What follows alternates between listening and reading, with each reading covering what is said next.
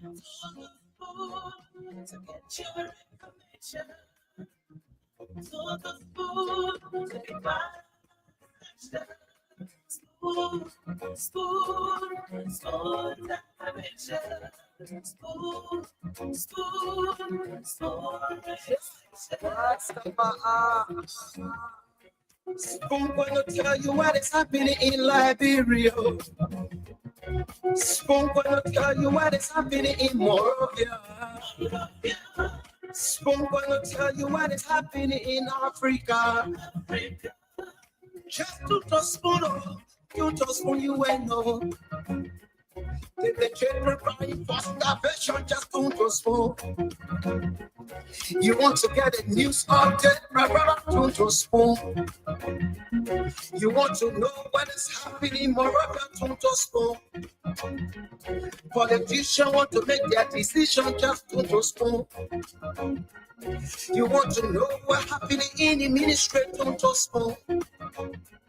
Yeah, yeah, to spoon. Yeah, to spoon. You from Fonjama, Maryland, to spoon. Yeah, to spoon. Every keep on regular, my brother, to spoon. You got a spoon TV, you got a spoon radio, to spoon. Yeah, to spoon. You want to get a nose up there, to spoon. What? Yeah, Rastafari. Kilibamba, kilibamba, kilibamba, kilibamba, kilibamba, kilibamba. What I want? Yes, everybody. TV. Yes, everybody. Spoon TV. Spoon.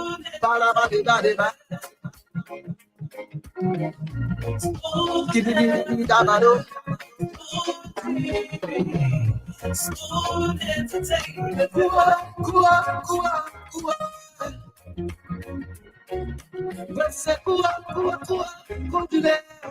Yes, I, a special one from the CEO, stand coming with the spoon.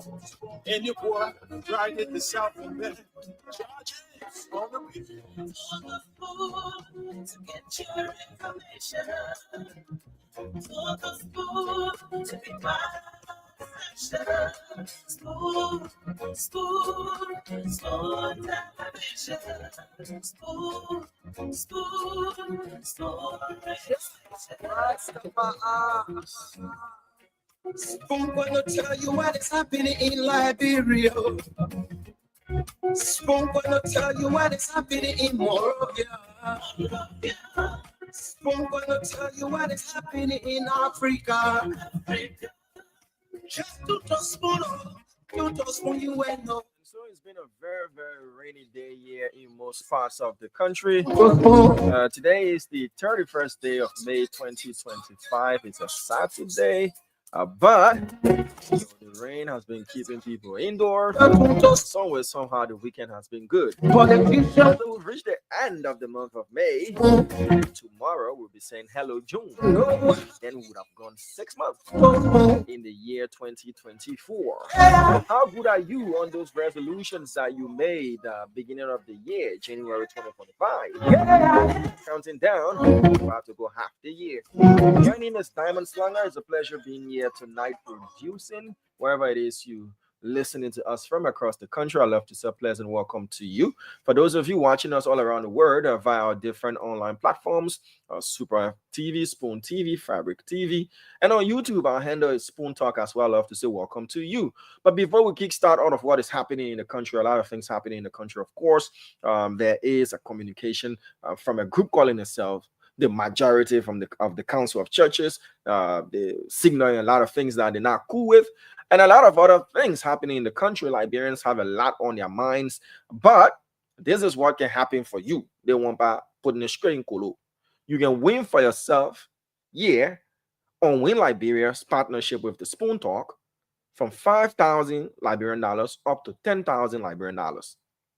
5,000 at the rate of 200 is $25. 10,000 is $50. And what do you need to do? All you need to do is to play with either 100 Liberian dollars or 50 cents on your phone. These are the simple steps. Easy. They want all kinds of things. Daddy go bring your ID card, stand take picture, all the money in your hand. Now how you looking? They want an instant play. Once your name is drawn, instant win. Hey there. So all you need to do is to dial *255 *2#. Let me take my time and read the short code. Star. You take your phone, you dial *255 *2 and pound or hash, the hash key, the one that look like the normal sound. Yeah. You put it there, you select either Liberian dollars. If you're playing with Liberian dollars, the 100 Liberian dollars. If you're using your USD wallet, the 50 cents. The step 3, you put in your PIN code, your secret PIN code that you shouldn't be showing to anybody. Your PIN is your secret. You put your PIN code in and voila, you play right there. The more you play, the better your chances of winning. And I do want to draw at least 6 winners tonight before leaving the show. So 10, 10, 10, 10, that's 60K. 5, 5, 5, that's 30K. But I want to draw at least 10 winners in the 10,000. Yeah, 6 winners in the 10,000 category. That's what I want to do. I want to draw at least 6 winners tonight. So take your phone, start playing. All you need to do is simple. If you got your Lone Star phone, that star. Let me read it for you. Easy. Before you say, oh, that when you rushing and the thing, because most people will call you off work to ask questions, which is good. But let me read it for you. You can win either 5,000 or 10,000, but the lowest mark, like 5,000. From Win Liberia, all you need to do is to take your phone. Don't say they say, oh, how it can happen. I'm telling you how it can happen now. Now, not magic. Simple thing. *255 *2#. *255 *2#. And then the prompt will take you to your wallet, either Liberian dollars or USD. If the Liberian dollars you're playing with, 100 Liberian dollars should be in your phone. At least above 100 Liberian dollars should be in your phone. Play with it. You select that one. Put the 100 there. From there, you put your PIN code. And you know your code. You put your code there. Finish playing. So I'm looking at the dashboard and I'm telling you, I want to draw at least 6 winners tonight. And I'm wanting to draw within the 10K category because I want people to win so much more. That is the partnership with Win Liberia. Let me say hi to you, Philip Bala. Hope you're doing great. Sebastian William is also watching us from Bartonsville. Hope you're doing wonderful as well. Edith Momo is following us. Tipo Speaker Dempster, how are you doing, sir? Ila Dollison Duncan is watching from ELWA. Maxwell Manuel, hope you're doing good. Fokba Kotimai, how are you doing? Zina Mason is also following us via YouTube. Tony Garmondu is watching us as well. Samuel G, that's Samuel C. Gate. Yvonne Gawe, Nathan Zupe1, Zupe1 is also watching us from Nimba County, Yekepa to be precise. Jefferson Coleman, how are you doing? Dixon Zer Bide is following us from Lagos, Nigeria. Philip Amu is watching us from Providence, Rhode Island. Oscar, okay, I've already said that. Winston Gray, how are you doing? Watching us from Swakoko City in Bon County. Ephraim S. Windor is following us from Chicken Soup Factory. Domowa Koli, how are you doing? As well as Eric McGill, who, according to our dashboard, was the very first person to have commented. Ayo White, how are you doing? Say, from where I'm listening, can I play from here? I'm not sure, but I think it's only local numbers that can play. Whether the game is going to go international, well, our partners, Win Liberia, will definitely let us know, but I think that's something they might be looking into as well. Justina Ish Kone, how are you doing? Emmanuel and Kelima is watching us from 72nd. Okay. Domo Akoli says good evening to all. Angeline Smith is following us from Akron, Ohio. Vera SW Wallace, how are you doing? Connor Morris is following us from Togo. Yeah, Togo. And the rest. So we have Liberians from all around the world watching us as well. So play and win. The more you play, the better your chances of winning. Don't sit and be told. Justin Doe is watching us from Utah.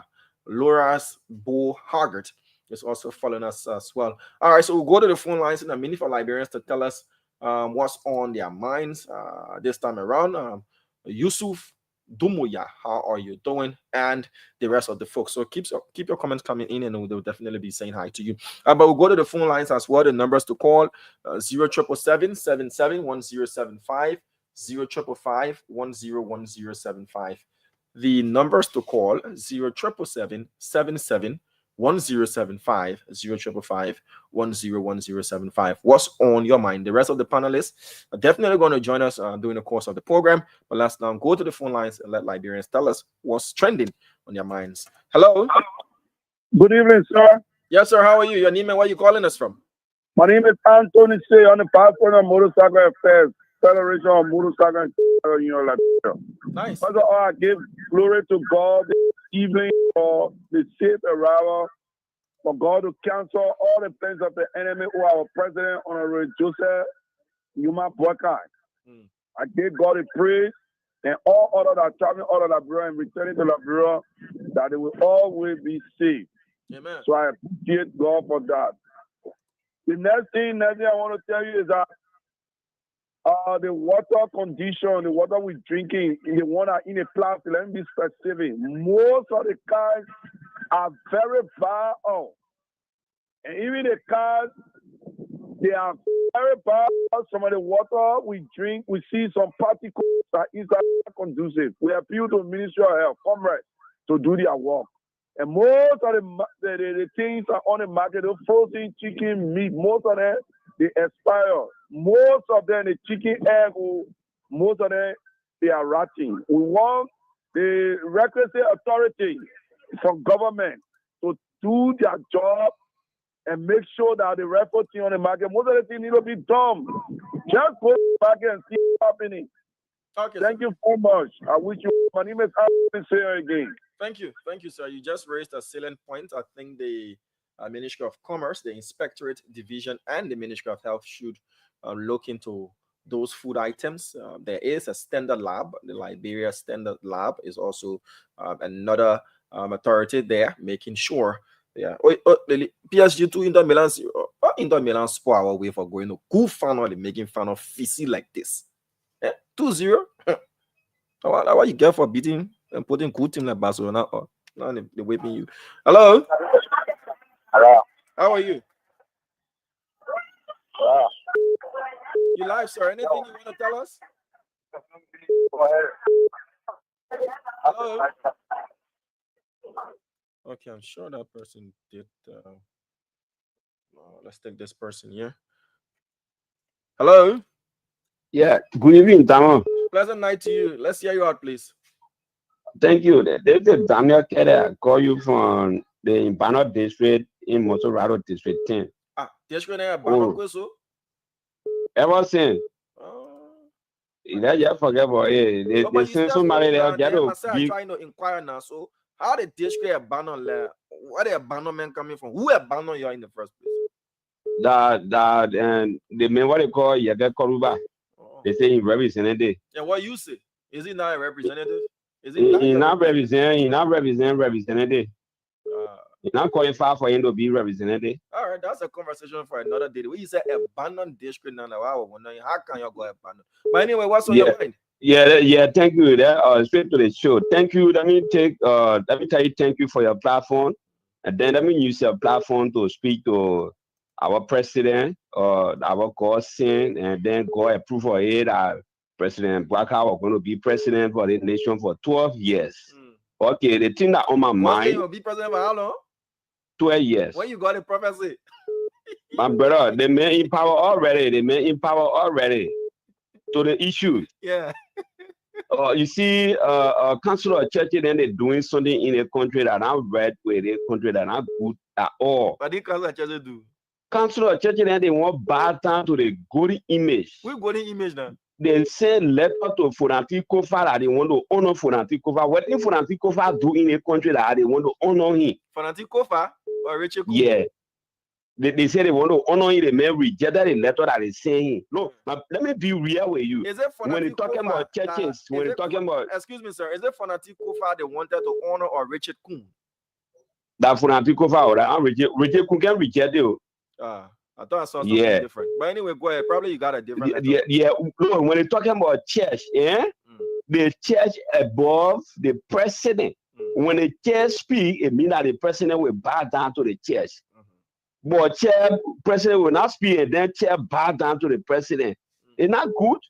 So when they ready to do something in the country, they more know what they're doing, because the rabbi is saying God. Nobody more being, or seen on the country yet. So they will not see money better than be buying down to money. I'll ask you a quick question. So what the issue you get with the church or the council of churches opting to the council of churches? Then they are not in real position. They're not doing something good in the country for people to look at it to say, yeah, we got council of churches. No, small churches then they own council of churches. A council of churches were going to put their set in place. All the small churches then in the country, when they report to the people there, my brother, the country was going to be developed. Church alone can develop a country here, but they won't bow down to good image. All right, sir. Thank you for your platform. Thank you too. All right. So that is his issue, that the council of churches shouldn't bow down to no golden image. Yeah, they shouldn't do that. Let's take this next person. Yeah, remember to keep playing the game. Read out the code again. The more you play, the better your chances of winning. Don't be told. Hello. Family.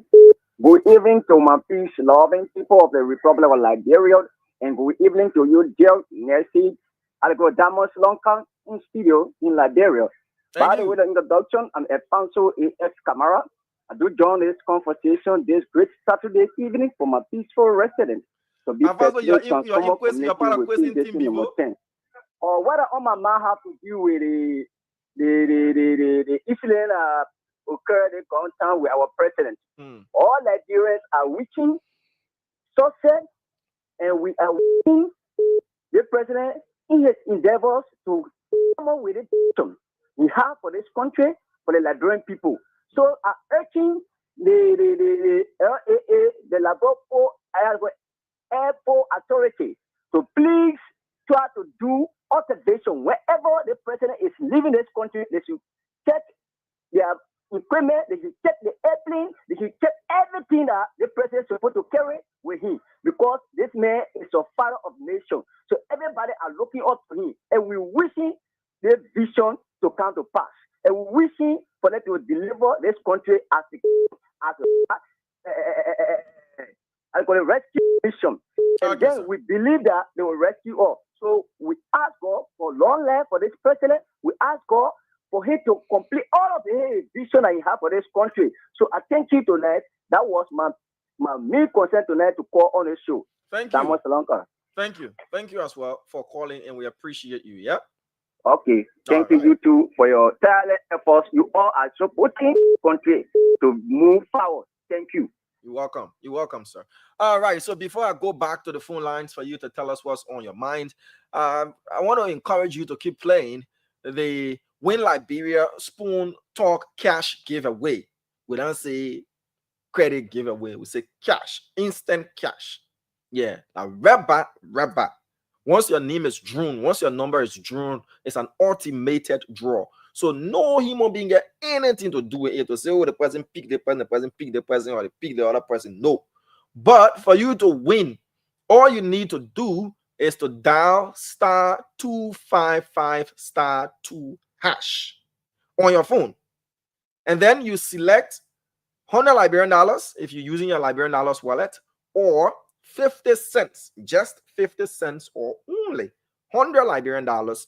You stand the chance of winning 5,000 or 10,000 Liberian dollars tonight. Again, I came with a mission and a vision and an ambition. My vision, mission, and ambition is to at least draw 6 winners tonight. 10K, 10K, 10K. So for that vision, mission, and ambition to work, you have to play and stand the chance of winning. All right, so let's go back to the phone lines now and take this person here. Hello. Hello, Daniel. How are you, sir? Yeah, this is Oscar Zigman calling from Compa City, Nima County. You're welcome. How is Compa? Compa is okay. What of my mind have to do with mental state? What did mental state? You know, I read statement, the press statement from our legislative caucus of Nima County. That government is about to revisit the construction agreement with mental state and the government pertaining to the railroad. But over the years, we have observed that the town and villages that surround the mountain in District 2 and 3, they are not benefiting. Because when you go there, there is no good road, there is no good safe drinking water, and no good clinic. So we want to take this time to call upon the government. You know, the resources that people taking, one of these days, one children will ask why our parents then in this country and this country is not developed. So we are calling upon the government, when you are making agreement, let the surrounding town and villages within that district 1 and 2 that surround the mountain benefit, because they are not benefiting nothing. So I'm begging the government, because our people are living in their house and looking at stars house, but they can't even call it house. Whether you keep and see how the people living. When Lango here those days, when people are living in Lango, when you reach to Ikepa, you say, I in not a small America. But when you go this there, they are like living in a village. So the government see reason. Medicine is that component of this country. They're looking to take our resources and carry to their country. But let them develop the Ikepa so our people can benefit in time to come. Thank you. Thank you so much, sir. Okay. All right. 077771075 055101075. Those are the numbers to call. Hello. Hello. Yes, sir. Let's hear you. What's on your mind? Yeah, what's on my mind there is don't ever not tell see this. So I want for to make sure that station, because now everybody station I will know that, but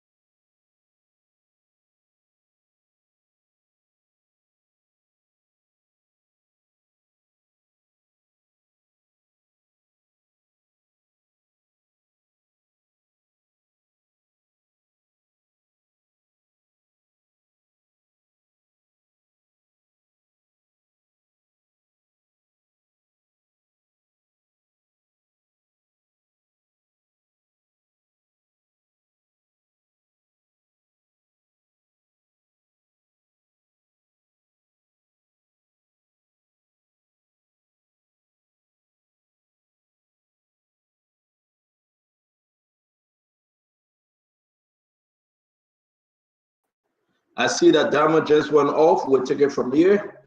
The Dama get ready. I want to recognize Gamen Cassidy. Dr. Richardson, how you doing today? I'm doing well. Is that military uniform you're in? You get what? Military green. We scrap off blue jeans. It's good to see you.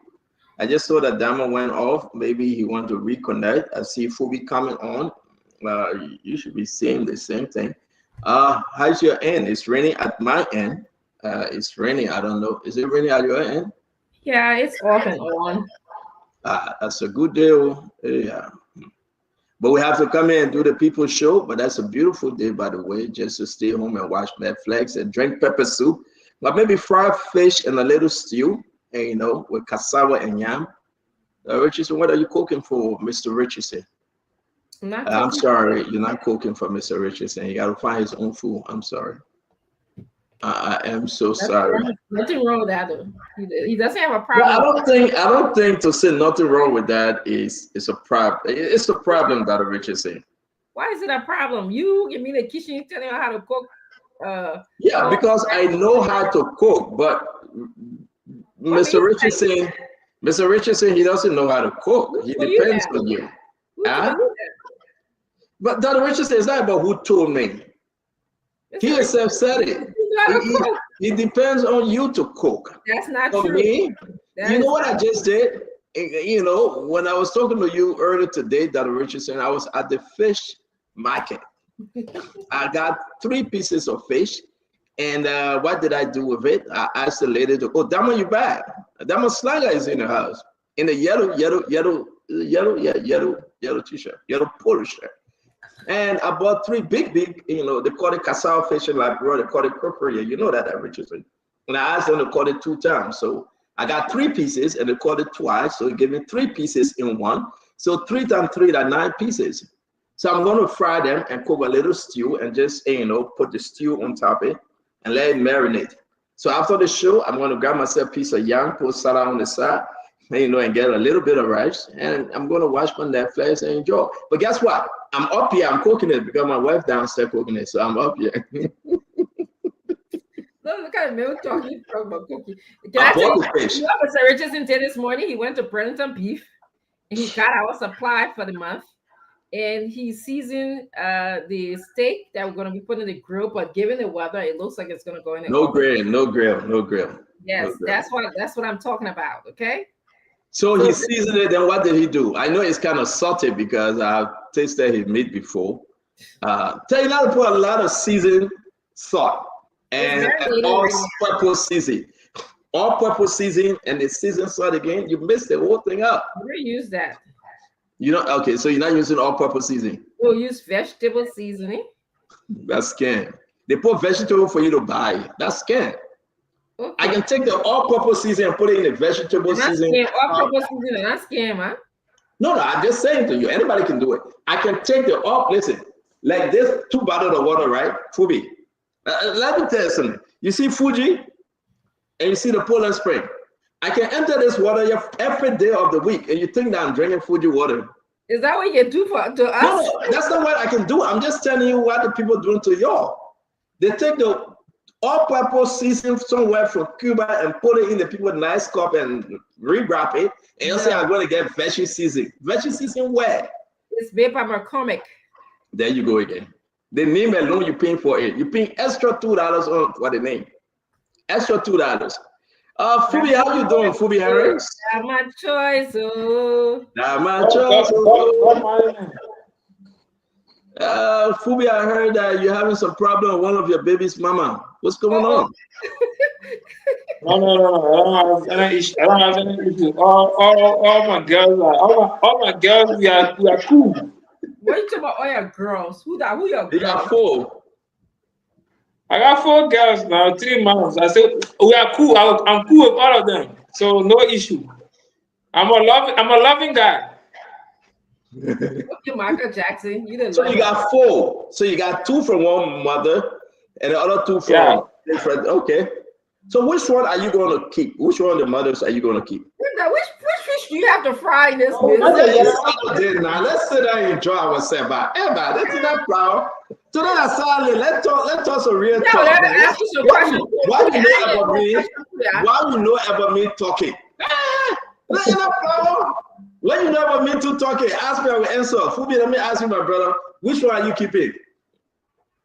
All of them got their own guys, so I'm not there. We get in good relationship. Oh. Wow, Fubi, you the man, Nante. You said not there. You shut our words. Dama had one year also, but Dama built up. Dama, which one you hide in Minnesota? My family said I shouldn't comment. We can hear you. You know. My family said I shouldn't comment. I was No, having you were yesterday. because I knew you were coming to me next. But I advise everybody, the Lord said, for this reason, a man shall leave his father and his mother and cleave unto his wife, and the two shall be one flesh. And what the Lord has joined together, let no man put asunder. So only man and a woman, man, woman, joined together, they are one. Okay? But it's okay, Fubi. Go ye into the world, be fruitful and multiply. Oh, Really, Fubi? Really? Go ye into the world, be fruitful and multiply. That's the direct command from God to Adam. Yeah, God The can very speak in first context. instruction. I'm sure you're talking in context. The very first instruction to mankind: go ye into the world, be fruitful and multiply. That's not what in your own. You just So Gadi. What? And Adam and Eve in a Gadi, and I go to them. There was a direct instruction: go ye into the world, be fruitful and multiply. So Dama, go ye, be fruitful and multiply. So Dama asked you a good question. If you hold that to be the only instruction you can hold on to now, right? And that's the instruction between Adam and Eve. Am I correct? Yeah. The instruction that was given to Adam and Eve, correct? Yeah. Okay, but then when you come down, the multiplication then, Adam's son married to Adam's daughter. So you believe in that also? Adam and Eve, there is no record Adam and Eve's money get child. Oh, so where all the other money got from? We can't argue on that. We'll leave it hanging. No, it's in the Bible. They had a female, they had a daughter. It's in the Bible. No, King, Abel, and Seth, the 3 children, 3 boys. No, then you're not reading your Bible right. It's in the Bible. 3 children, Adam and Eve. So take your cell phone, right? And look, just go on Google search and say Adam and Eve daughter. Then just go right now. We still got time. Go ahead. So who was that daughter? No, I'm not going to answer you because I know for sure you will get your answer. They had daughters. No. The cat is un baby, and Dama know that the cat is un baby. No, because I mean it's interesting that he's taking that Bible verse out of context only to match his situation. Yeah. Why it doesn't necessarily mean that you should not be married. You can be married, be creative and fruitful and multiply. No, I'm not discouraging marriage. I'm clear on that. I was married before I got divorced, and I'm happy I did. How many times? Also, it's the read. One, not like Pastor Charles. But also, when you go to David, God told David, I gave you all of Saul's wives, I gave you your own wife. Even if you want more, you ask me, I will give it. Why kill you rather for your wife? I did that one. You know why? Because the Uriah wife got nowhere to go take back, but honor David window. Oh, David window. No. That rich is a winner. They get all the other places to take back. They only play the woman want to take back that honor David window.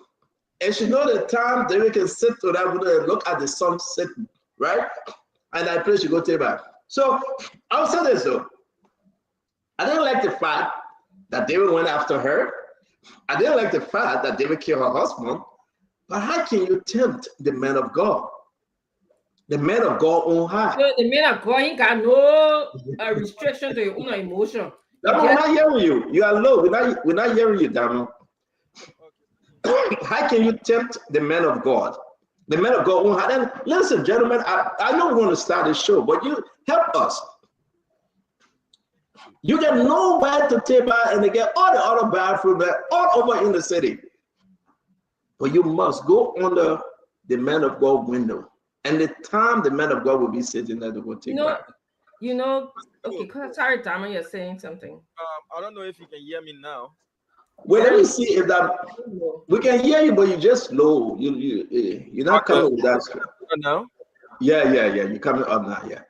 Yeah, but you should take into consideration that the men of God had a towering view. Why did he choose to sit at that place and look in the people's yard? No, Dama. No, read the book, read it. Go ahead, read it. It's there. The story is there. Why not you and Yahshua taking back? Dama, go read the story. I will not answer that question. Yeah. Everybody just look at the story. And you know the woman name? What's her name? Abigail, right? Yeah, just read it.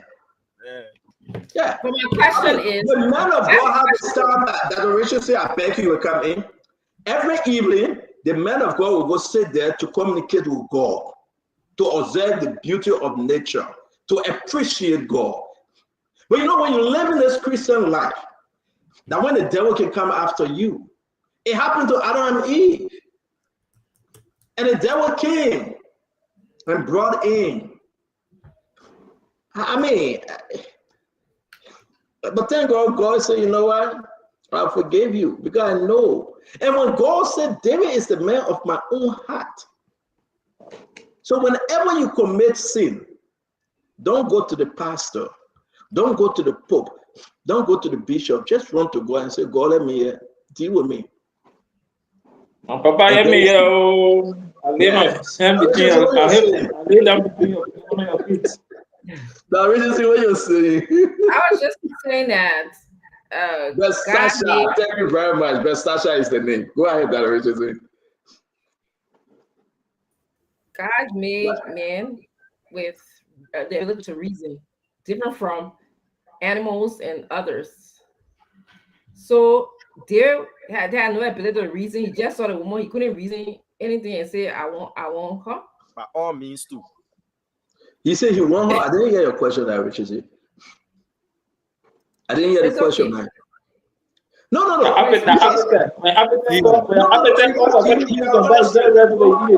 The woman was married. The woman was married to Uriah, right? And Uriah was at the war front. So, yes. So David, listen, guys, let me be fair. Thou shalt not tempt the men of God. That's not true. But I see you. Yeah. What happened with Phoebe? Phoebe, you did a research. What's the name? What's the daughter's name? I mean, no daughter name there. They just said sons and daughters. They said Adam live for 930 years. They didn't name no, them. but there are biblical names. Azura, Aklima. Yeah. When you read, it's a historical biblical name, but they had some. They had sons and daughters, right? Yeah, and after said, I had it multiplied. But we are not saying on this show that you got to go and I got to eat his own baby now because we're in modern era. You guys saw the open and they left flicker. Your tune just changed. But don't change. No more. My master, I shouldn't talk no more. No comment. No, keep talking.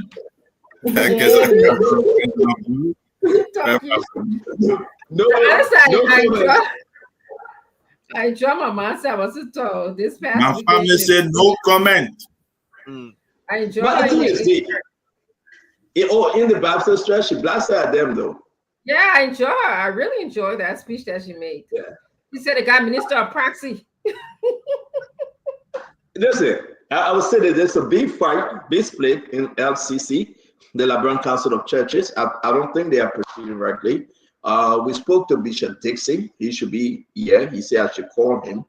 I will call him briefly because we are waiting for your guest, Dr. Richardson, the person that will be running. Then later on, we're bringing Zoka Wilson. We'll talk about national issue here. A lot of stuff. I saw Queen Johnson crying today. You know, she's always emotional.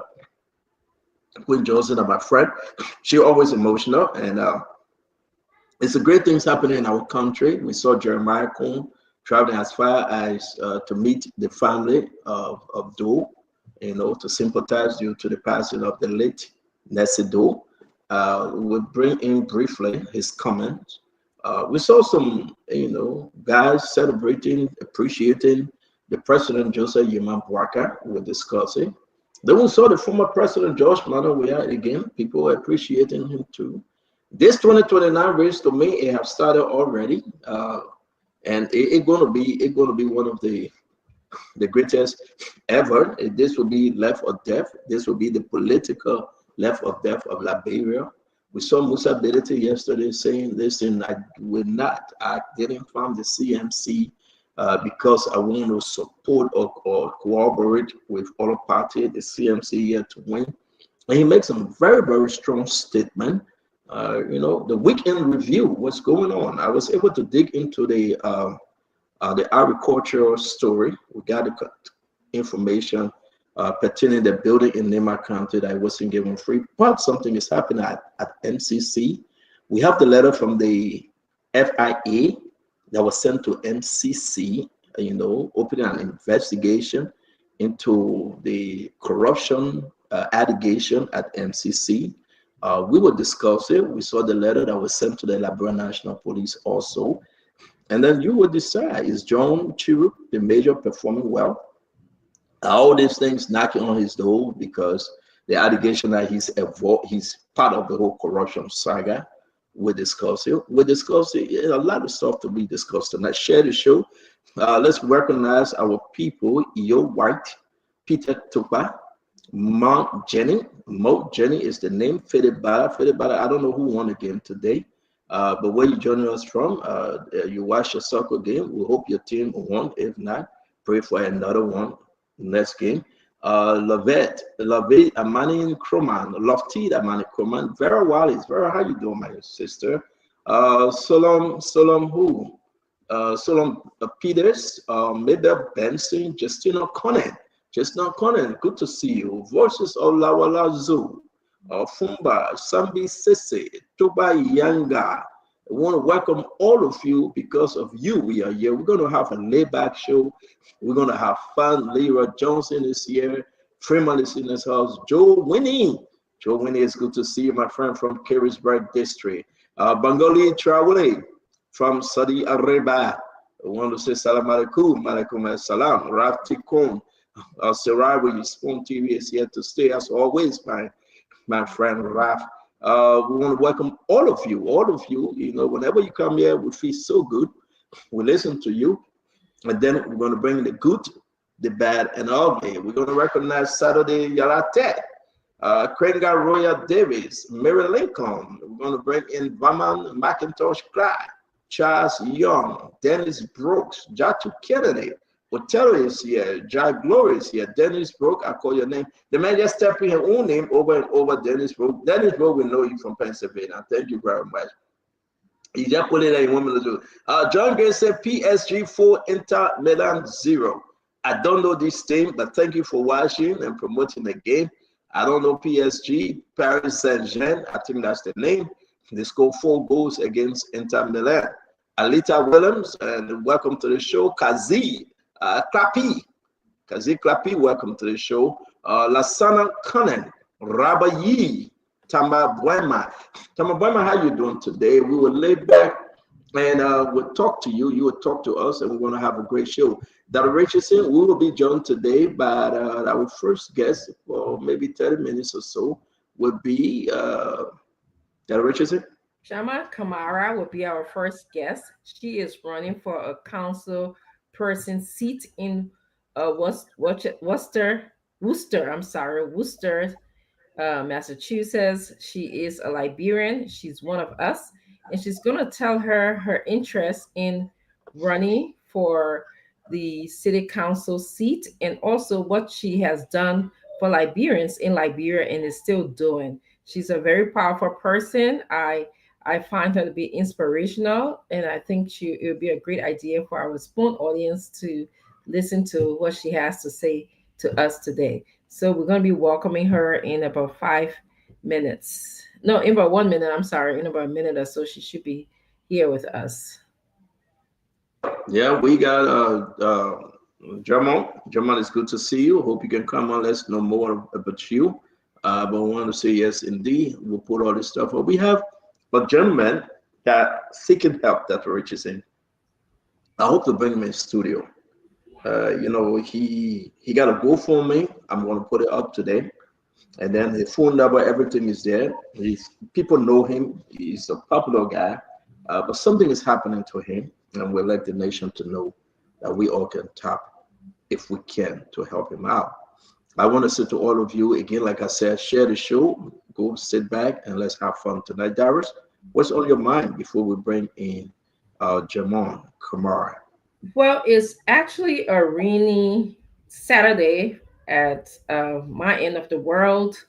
Liberia is always on my mind. I want the world to know, actually, I was busy on the phone trying to plant some palm oil seedling today in Liberia, so that was on my mind. But in reality, Gemma Kamara is on my mind. I'm impressed that a young woman who came to the United States during the war eras in Liberia, and with all of that, she made it in this part of the world. She's running to be a council person. She's carrying her baggage with her, as we all are carrying the baggage of the Civil War with us, but she's standing tall, and she just wanted to let the world know that she's out there and have our Liberian people support her. So I'm waiting for her to come in, and she's on my mind today. I look forward to us talking to her and also supporting her. Yep, thank you, Dr. Richardson. Let's hear from the other guys real quick. We'll bring up one. I don't know her, never heard of her. People started calling yesterday when we put the announcement up. They say, yeah, we live in Worcester, we're in Massachusetts. Let's hear her. We want to know about her. So I hope she will really introduce herself today and make the people to know who she is and her vision for the community. Darius, welcome to the show. Yeah, good evening, CEO Dr. Richardson, and my own man Phoebe, way there in Burkina Faso. So, CEO, shortly, what is on my mind? We all know that the Liberia Council of Churches, their unfortunate situation is trending. I think the church is politicized now, and it is divided. The church should be one of the last places, but then it has politicized itself. It is divided. It is disarrayed, and then so it is troubling. Then today we saw across social media disadvantaged youth that we call Zogos. They gather in their number, being programmed or what have you, to go and appreciate President Bouaka for the development across the country. We want to know what are some of those developments that have taken place that mobilize the Zogos in their number to go and appreciate the president. How many of them have been rehabilitated, have been reintegrated? Where are the rehab centers that have been built? How are they appreciating the president when their lives have not been impacted to some extent? So we will look at that. Today we saw the vice president paying tribute to the late Nancy Doe, First Lady family. But I think what is coming from there, about $2,000 donation to the family that is being paraded all on social media by the rescue people. I don't think it is, in my opinion, I don't think it is something to flag of getting $2,000 to the family. That would give things quietly than to run with $2,000, especially where the former First Lady died and she did not get her benefits in terms of the ECOWAS court ruling over her properties. This government did not give it, past government did not give it. $2,000 to the family at this point in time is not something to run with. That's Thank you. Thank you very much. I see Madam Kamara in the back, but let's hear your Phoebe, then we'll bring her on.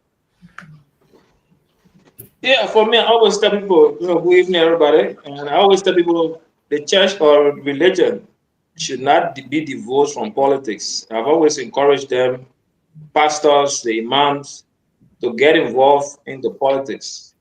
Because at the end of the country, the whole world is run by politics. So if they sit aside and just watch without getting involved, the wrong people getting offices, at the end of the day, it stays back on the country. You preach about corruption, you preach about this, all the different vices that are preached in the church about that shall not. Governments carry them out. So if the church will not get involved and try to mentor people and try to rally around support behind reasonable people getting in government, then they're defeating the purpose. So I always encourage the church not to divorce yourself from politics, because at the end of the day, politics can even make you not even worship God. And also, that's how powerful politics is. So I want people to understand that you shouldn't let the church be divorced from politics. While there should do a balance, but the church needs to get involved in the politics of the country. When the church speaks, the country must listen. So I think that's something that we need to do. Religious leaders will get divided on different issues for their own reasons, but the church as a whole has to be involved in the politics, and that's something that I support highly. But all in all, we wish Liberia well, and I always tell everybody out there, don't get personal with people because of politics, because politicians will always knock glass at the end of the day when they face their differences, and you and your neighbor cannot speak. So I always encourage you, don't get personal. Debate the issue, disagree if you may, but don't get personal for any reason. Thank you. Thank you very much. Dr. Richardson, I think your grandson is home. Thank you very much. We want to bring in Madam Jamal Kamara. Let's welcome her to the show. Again, guys, we'll get to the local politics, but let's hear more about a Liberian who is seeking the mayor position, right, Dr. Richardson? And Worcester. Council at large. Okay, let me bring her on. Let's welcome her. Hi, everybody. Hi, Hi, thank you so much for the opportunity to be here, to be joined by all of you. Yes, I'd like to take this time to introduce you to the former CEO of Spoon Network, Stanton Witherspoon. I also have two of the panelists here today that appear quite regularly, Mr. Fubi Henrys, and I also have Darius D. Dorr, who is also a panelist here. So today we'll just have a casual conversation with you. I'd like to first give you the opportunity to just introduce yourself to the audience. You're worldwide, basically. We have audience from all over the world listening. So the floor is yours. Awesome. So thank you, everybody. It's great to be here again. My name is Gemma Kamara. I am from Liberia. I was born in Liberia. I saw the Civil War. I relocated with my family to America and based in Worcester, Massachusetts, since I've been in America at the age of 11. So I've been stationed here, went to elementary school, high school, and my formal education locally in Worcester. My college and graduate program, I did it in another state in Rhode Island, Providence College. My master's degree is in public health. From Newark Medical College, and everything that I have done in my life, Liberia has been the backbone of that. The fact that I grew up and have made it this far, I give credit to the fact that I was born in Liberia. I know where I come from. I have a culture that I can always reference. And, growing up in a Muslim and Christian home, my father is Muslim, my mom is Christian. So having that world viewpoints allowed me to excel. And over the years that I've lived here, I did not forget about my home, where I'm from. At Dr. Francine, I've done a lot of work also in Liberia when I was in undergrad and my master's program. I started a foundation to bring some of the work that I was doing in education and public health to Liberia. I had worked with 7 schools deploying a technology called Lab in a Box, which was a system that couples with solar panel car battery and like laptops, and it has an offline system for schools that don't have the resources, the books and all of that. And I worked with rural schools, and I got a lot of my training firsthand during 2015, 14, 15, and all those years working at those schools in Liberia, which really opened my eyes to international development work as well as teaching. Because all of those basic things I did in Liberia, training teachers, giving tools to schools in Liberia, I was able to come back home, come back to America, and went into like the professor field. So I taught at a few universities here, one technical institution, engineering school, where I did a lot of research on the work that I did in Liberia, and continued that. So that's kind of like my some of the backgrounds, and I was involved and got more involved in politics. My father, was involved in politics in Liberia, so I guess it kind of runs in my bloodline. But more so, I got involved in politics here in Worcester because growing up in going to school here and having lived in Liberia, I didn't really understand the discrimination and all these microaggression things that people talk about. So it was not until actually when I was in college that I realized that all these things are, mix or break a person's education system.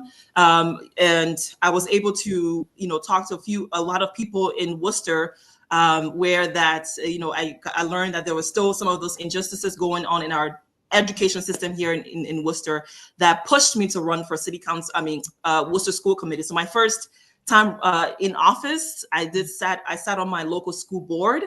And that afforded me a lot of opportunities to, bring my skill set that I got from Liberia and all the things that I'd done, and to also, advocate here for children, our educators, our teachers. Hired a whole new superintendent, so went through that process, and had been able to advocate for people in my city in Worcester. So I will kind of stop there, and then I can talk about my run for city council and how all of that has emerged.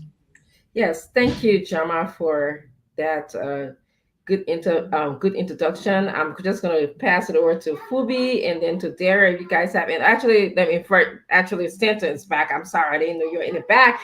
Stanton always like to tease me that I don't speak Liberian English, so please break it down for us. Like I won't tease myself before you start teasing me, okay?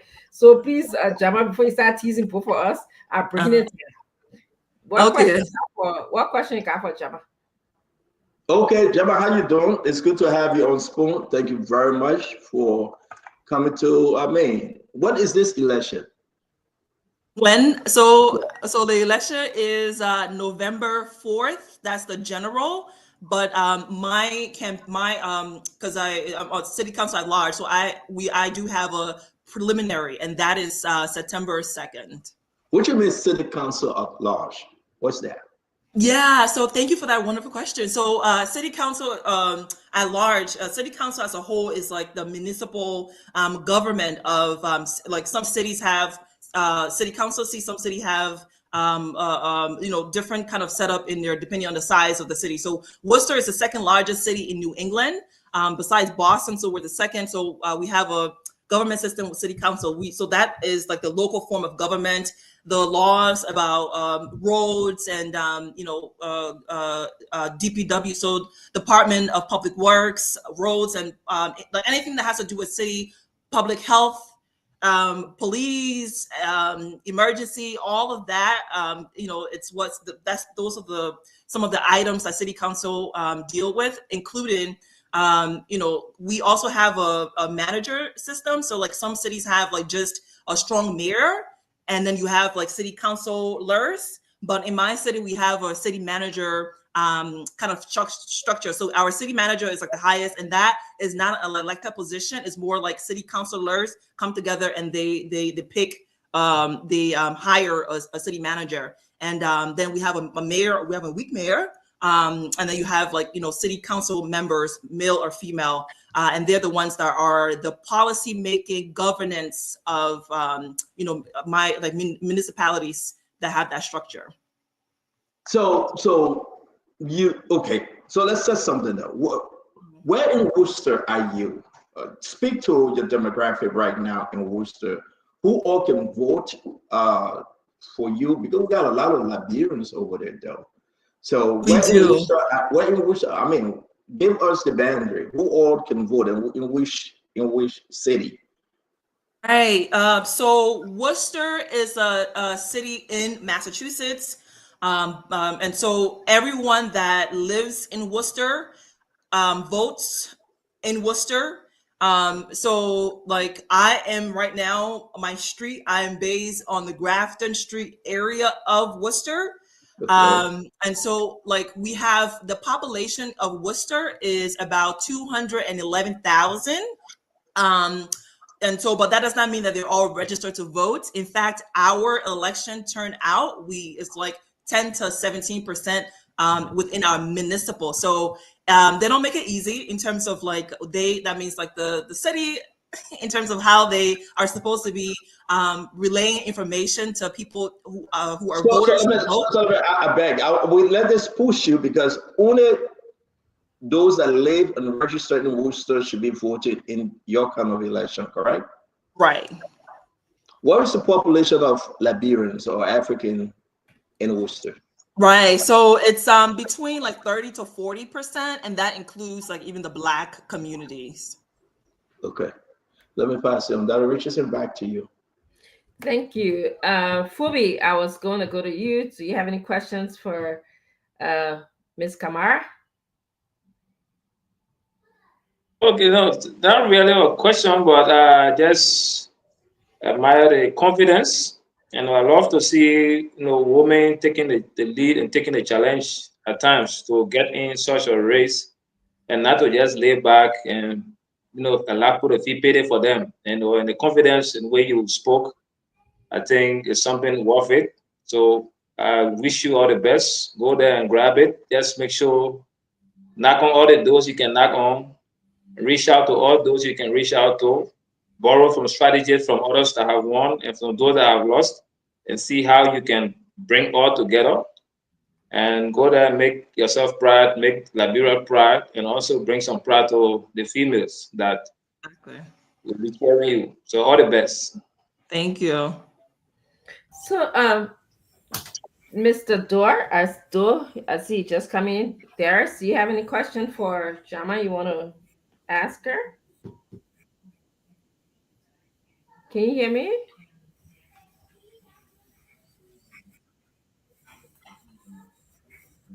Doug, are you hearing Dr. Richardson? I think we're having a technical issue. Oh, okay. So until he comes, yeah, are you hearing us now? Are you hearing me, Mr. Dorr? I think I'm in the backstage. Oh, no, you are not. We can see you, so we are seeing you. Try to reconnect. Okay, but Dr. Richardson, go ahead with your question. Yeah, so Jama, I want you to speak to Liberians and other Blacks who are watching us or even hearing us by way of radio. How can they help you as a person who's running for city council at large in Worcester, Massachusetts? Yeah, thank you for the question. So I'm speaking to my Liberian people. As you know, I was thinking that Liberia is a small country. So when we come into diaspora, it's really amazing that we venture into these sorts of things, because I was actually talking last Saturday, I was at the Sano County Association Gala, and I said to the crowd, I was the guest speaker, and I said that if you are not at the table, you are the menu. And from what I know, having served in local office, I was on my school board, the same charade I'm doing, I've done it before at large. And I know what people say about us. And so my goal is to continue to advocate for, those that are of the African diaspora, but also all of, the citizens of that live in my geographical area. And my Liberian people, I am your daughter, I am your sister, I am your niece, I'm whatever it is that you are thinking about. And I do need a lot of help. My city tends to be, it's still kind of that old boys network, even though we have an African community here. So old boys network, meaning that you have some of the white, folks that have been in office for years because there's no term limit. And so they're occupying, they just occupied the seat. the fantastic thing about my campaign is that I have held office here in Worcester, on the school board, so the city knows me, and there is an open seat. Even though there's 6 seats on the city council at large, all of those seats are open, but it's really hard to unseat an incumbent. But there is one open seat that is vacant, and I'm gunning for that. Like my brother said, today I was door knocking. I door knock every day besides Tuesday. That's one of my strengths, reaching out to people. And I just ask my community, my Liberians, to kindly rally around me. Donation is highly important right now. That is so important. So that will allow me to be able to, run an effective campaign, whereby, having volunteers. I have a kitchen cabinet of people that are with on my team, but such campaign, at large campaign, calls for more volunteers, more, we have like leaflet handbills that I have when I go out and door knock that needs to be funded, lawn signs to be put out in the city, and even, finding other avenues to reach out to voters. But I'm kindly appealing for folks to, follow me. I'm on all of my social medias with my first and last name. As you see here, my website even includes my first name, forworcester.com. I'm very accessible, and I like to be accessible to everybody, whether you're my constituent or not.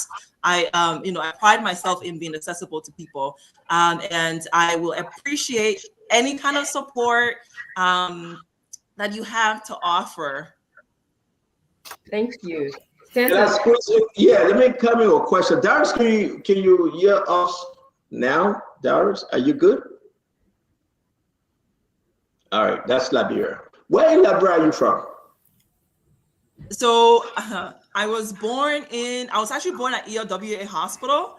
My father is from Grand Cape Mount County, so I am a Cape Mountainean, even though I went there like once when I was an adult.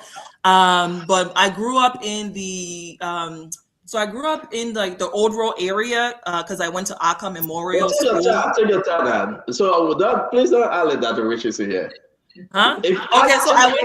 Ask me, sister, where are you from in Liberia? Just ask me the question. That's where are you from in Liberia? I'm from Ghana's-Way and Newcomb Town. So now, as you see, I just answer like that. Where are you from in Liberia? Because it's difficult. Because I lived. So is it like where I was born? Because I was. That's a fascinating question, I think. Because I grew up in certain parts of Liberia. So I grew up around Old Road. Then my parents moved to Painesville, and then my mom and my father came to America. I was sent to live with my biological mother, who lived in Barnesville. So for a little bit, yeah. And I went to Zolo school. You calling some names, some places name that we all know. Yeah. Unlike other people on the show, when we ask them, they can call names. But I'm just picking on that to Richard say. But let me say to you though. So now, thank you for joining us, Jacob Jada. Speak to those in Worcester right now.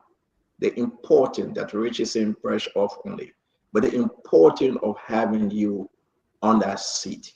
Let's give you the chance if you can. Exactly. Thank you. So to my Worcester residents, as you know, we're in a climate that isn't for us federally.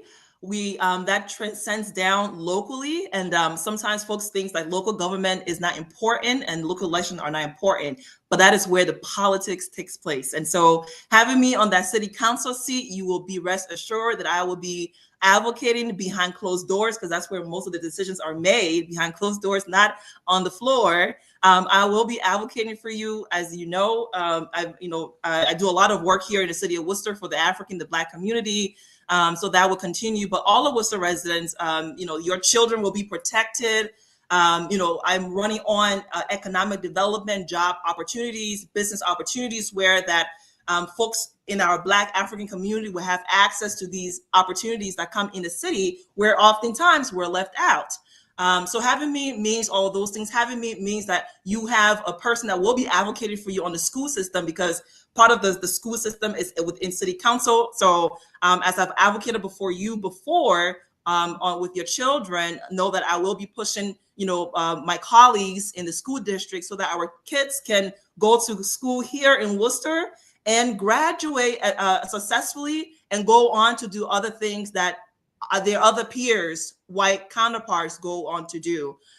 Those are things that really move me and shake me, because there's a lot of barriers in these areas, and barriers to education, quality of education, and opportunities for young people, even millennials and elderly. So a vote for me is a vote for yourself, because you're putting yourself in office. I'm a voice, but you're putting yourself in office. And so this is a critical moment, and I urge all of my Worcester residents watching to not only just vote for me, but join me. You'll see me in all the churches, all the community things this summer. Join me. Come to the events that I have, be a part of it. Have your children intern for my campaign, because I am recruiting for interns. So we have to have the young people start now. Those that are interested in political science, trust me, you have to have them start when they're in high school, on summer break. When they're in college studying political science, you have to have them start now to be able to understand how the ins and outs, because when they get out of school, when they're looking for opportunities, at least they can say, I've worked on a campaign, and they can go into those avenues where you don't see our brothers and sisters. So thank you. Thank you. No, you're welcome. Dr. Richardson, we have Jacob Jala, and Darius is back. Let's give it back to you, Dr. Richardson. Thank you, Darius. We've been kind of having some technical problems. Can you hear us now and ask Ms. Kamara your question? I think he's muted. Yeah. We didn't hear you, Darius. We can't hear you. Can you unmute yourself? You got to unmute, Darius. You got to unmute your mic. Okay. So okay, check. I'm going to move over to you, Mr. Jala. We have Ms. Kamara here. I hope you're listening in the background. Can you ask her your question? It looks like he's frozen. All right, so I'm gonna bring in D. Zerga Wilson. Maybe you have heard of him. He will be our second segment, but I think you want to chime on this a little bit. It's only important that we bring him on. The former Youth and Sport Minister, D. Zerga Wilson, welcome to the show, sir. Thank you so much, Tanda. I'm glad to be on the show. And Dr. Richardson, how you doing? It's been a while since we're on the flight together. I know. How you doing? I'm glad to know that you're good and healthy. Yeah, and the rest of the panelists, how you all doing? Ms. Kamara, how are you? And all I would say to you is that I wish you the best in your endeavor, and I hope that your community in Worcester, Massachusetts will support you to make sure that you are a true representative of your community on your local board. I wish you all the best. Thank you. Thank you, Mr. Wilson. Ms. Kamara, I'd like for you to talk about the money aspect, the donation aspect of running an election. Is not easy. It's costly. So can you please speak to that? Like, how can a Liberian or anybody who's paying attention to us, how can they help you? I know you told us a little bit, like you need people to help you put signs around the place and knock on doors. That's something that you do quite regularly. But if they needed to say, okay, I got $5, well, how can they help you? Right. So for all of those listening, I appreciate every support given. As Dr. Francine mentioned, funds are needed for a campaign to be able to win. This year, I'm aiming to raise $60,000 for my at-large campaign. I would appreciate any dollar amount, whether it's $20, $30, $40, $50, $100 or more. I would appreciate that. And I believe my website where to donate should be there. Yes. This is critical because when you donate, it doesn't matter where you're from. Anyone can donate to my campaign and support that way. If you are located within the New England area, whether you're in New Jersey, New York, Pennsylvania, if you want to come down, or even like Connecticut, even in Massachusetts, you want to come down and maybe every weekend or once a weekend, you just let me know. I'm going to come down and join you to door knock. Please do, because we can need more people. I do have consultants on my campaign that will train and get folks situated and join us on the door. We do group canvassing every weekend, Saturdays and Sundays, but then also individually, during the weekday. And so, so my information for donation is, available, and it would be amazing because that will allow me to be, to be competitive. I am competitive on the field, and I need to be competitive in the bank to be able to run an aggressive campaign. I want to make this city shake and make people afraid of when they see us coming, when they see the amount of doors that we've knocked because of your donation. That will be telling come election. And our election is like 17% turnout. We have the candidates. We have to do the bulk of the work to get people out to the poll. So my city they don't make it easy for folks. That's why you have older people in office for years and years. So it is the work of my campaign, volunteers and everybody to rally to get people out the door. But your funds, your donation will mean all the more. It will do a whole lot for this campaign. If I'm able to raise, $60K by, September or even November before the election ends, that will make me to be really competitive. And that's kind of what I want. I want to be very competitive to my other, other candidates that are vying for office as well. And there is something because like Black and brown people, when it comes to election, the fundraising part is one of the most, tedious part. Especially for women of color running for office, it's like one of the most tedious part, like raising funds. So I just wanted to plug that in and just share that piece with you all. Thank you. I'm going to go back to Mr. Do. Can you ask Ms. Kamara your question? I think I'm clear. Yes, you are. We can hear you. Yeah, I think I'm yes, that's the network problem. So good evening, Ms. Kamara and all of the panelists. It's good having you on the show. And first and foremost, let me say I wish you well in your endeavor. But in a city council at large system or election, there will be a lot of people contesting. There will be a lot of candidates. How confident are you that you can emerge victorious? And then to that, are you a Democrat or a Republican? Do you see that your party alignment to be an added advantage? Wonderful question. That is a wonderful loaded question. So I mentioned that I have actually held office in Worcester at large. So I'm a former elected official who served on my school board. So I've done this gig since I was 26. The first time I ran for office, I was 26 years old. And so that says that my name, so name recognition is one of the most important thing in campaigns, right? So that means that I have name recognition in the city of Worcester. But however, I'm not just sleeping, I'm not sleeping Saturday, Sunday. No. I'm out here still. I have a voting app. It's called Minivan, which is the Democratic Party has for, there's a database for all those who voted from federal, state, local elections. And so I have that Minivan. It was $2,000 to get from the Democratic Party, by the way. And what it does is that my campaign consultants, they call TERFs for me. That's how I'm able to reach super voters. Super voters are people who vote every municipal election. And that's how I'm able to get to those voters. So I have that app already. I'm door knocking. I've been door knocking since April because I had to door knock to get 300 signatures. For us, it's 300 signatures for at large. So I started to door knock since April. And to your question, City Council at large seat is 6 members. On the City Council as a whole, there's 11. So you have 5 districts. Those who run in a district, so there is a specific geographical area that is cut out, and then at large, meaning that means that you're not in the district. That means anyone in the city can vote for you, and so that's kind of what I'm going for. And for that, there's 6 seats. So right now, there are of that 6 seats, there are 5 incumbents that are going back for re-election. So that means there's 1 complete vacant seat that nobody has. That is completely open. Of course, all the 6 seats are vacant because it's whoever that are able to get the votes in.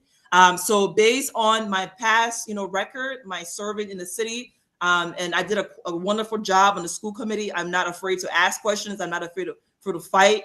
I'm not afraid to speak my mind politically and politely. But I get my points across, and I think the voters in the city appreciate that. So my goal this election cycle is to build upon that, and and keep door knocking every day, and finding other avenues to reach voters.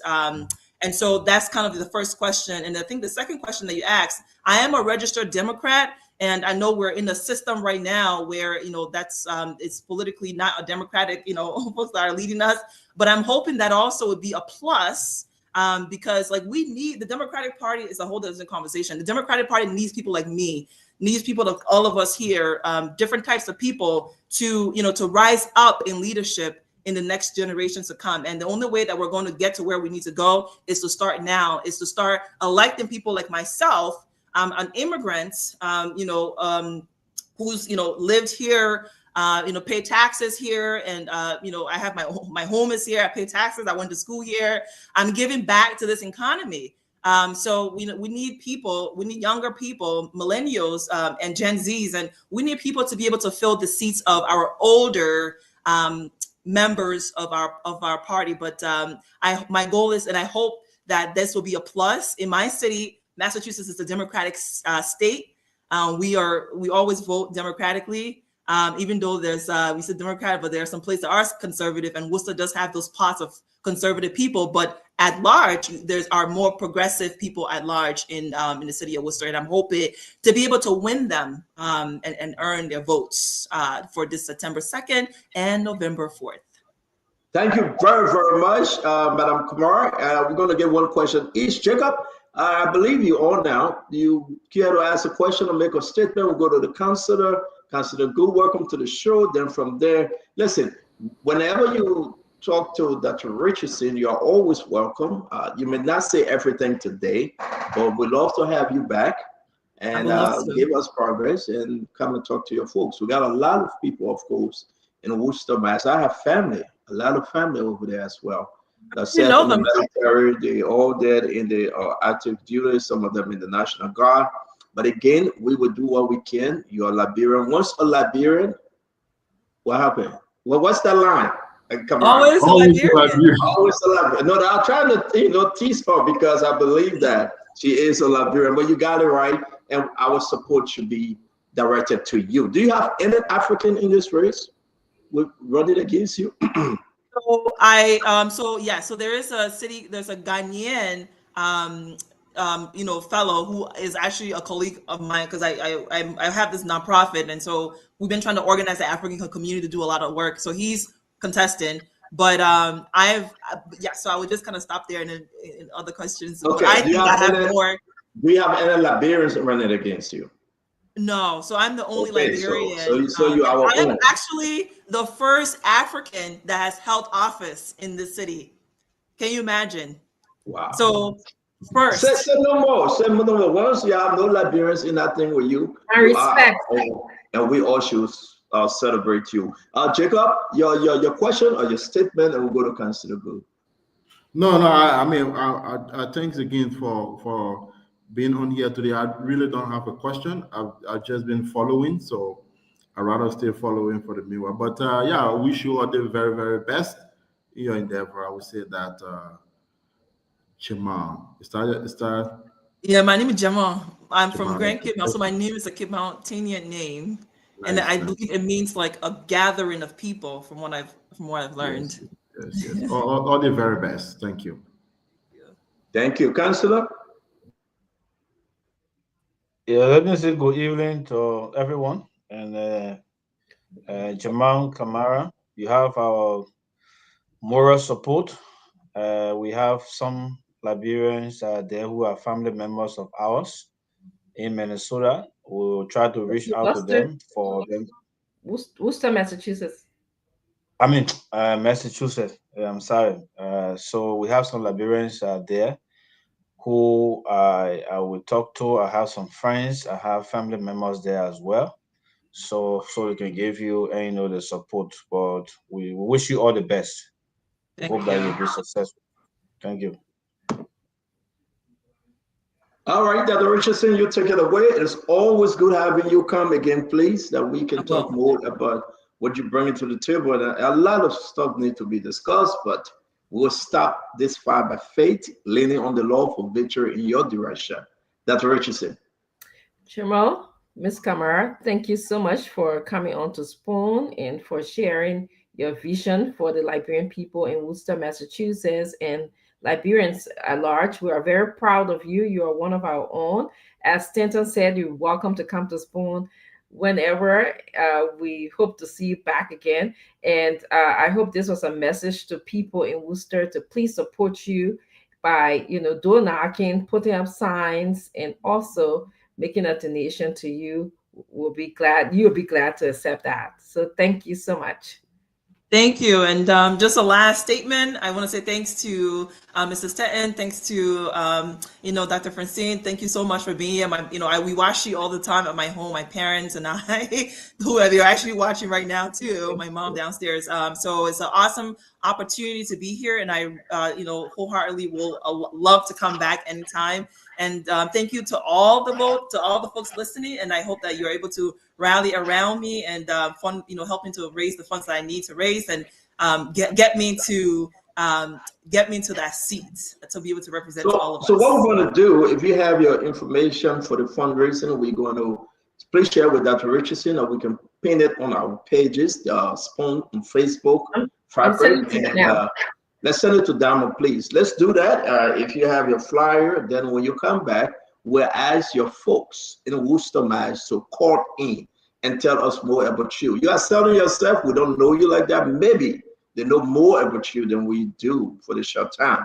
Again, you are always welcome to come back. Make the arrangement with Dr. Richardson that we can have a Saturday knock doors on a Saturday with phone calls to help our fellow Liberians in Worcester, Mass. Thank you. It's always good having you. Thank you so much. I appreciate it. Thank you so much. Thanks to all of you. Have a good day. Yeah. Bye-bye. Thank you.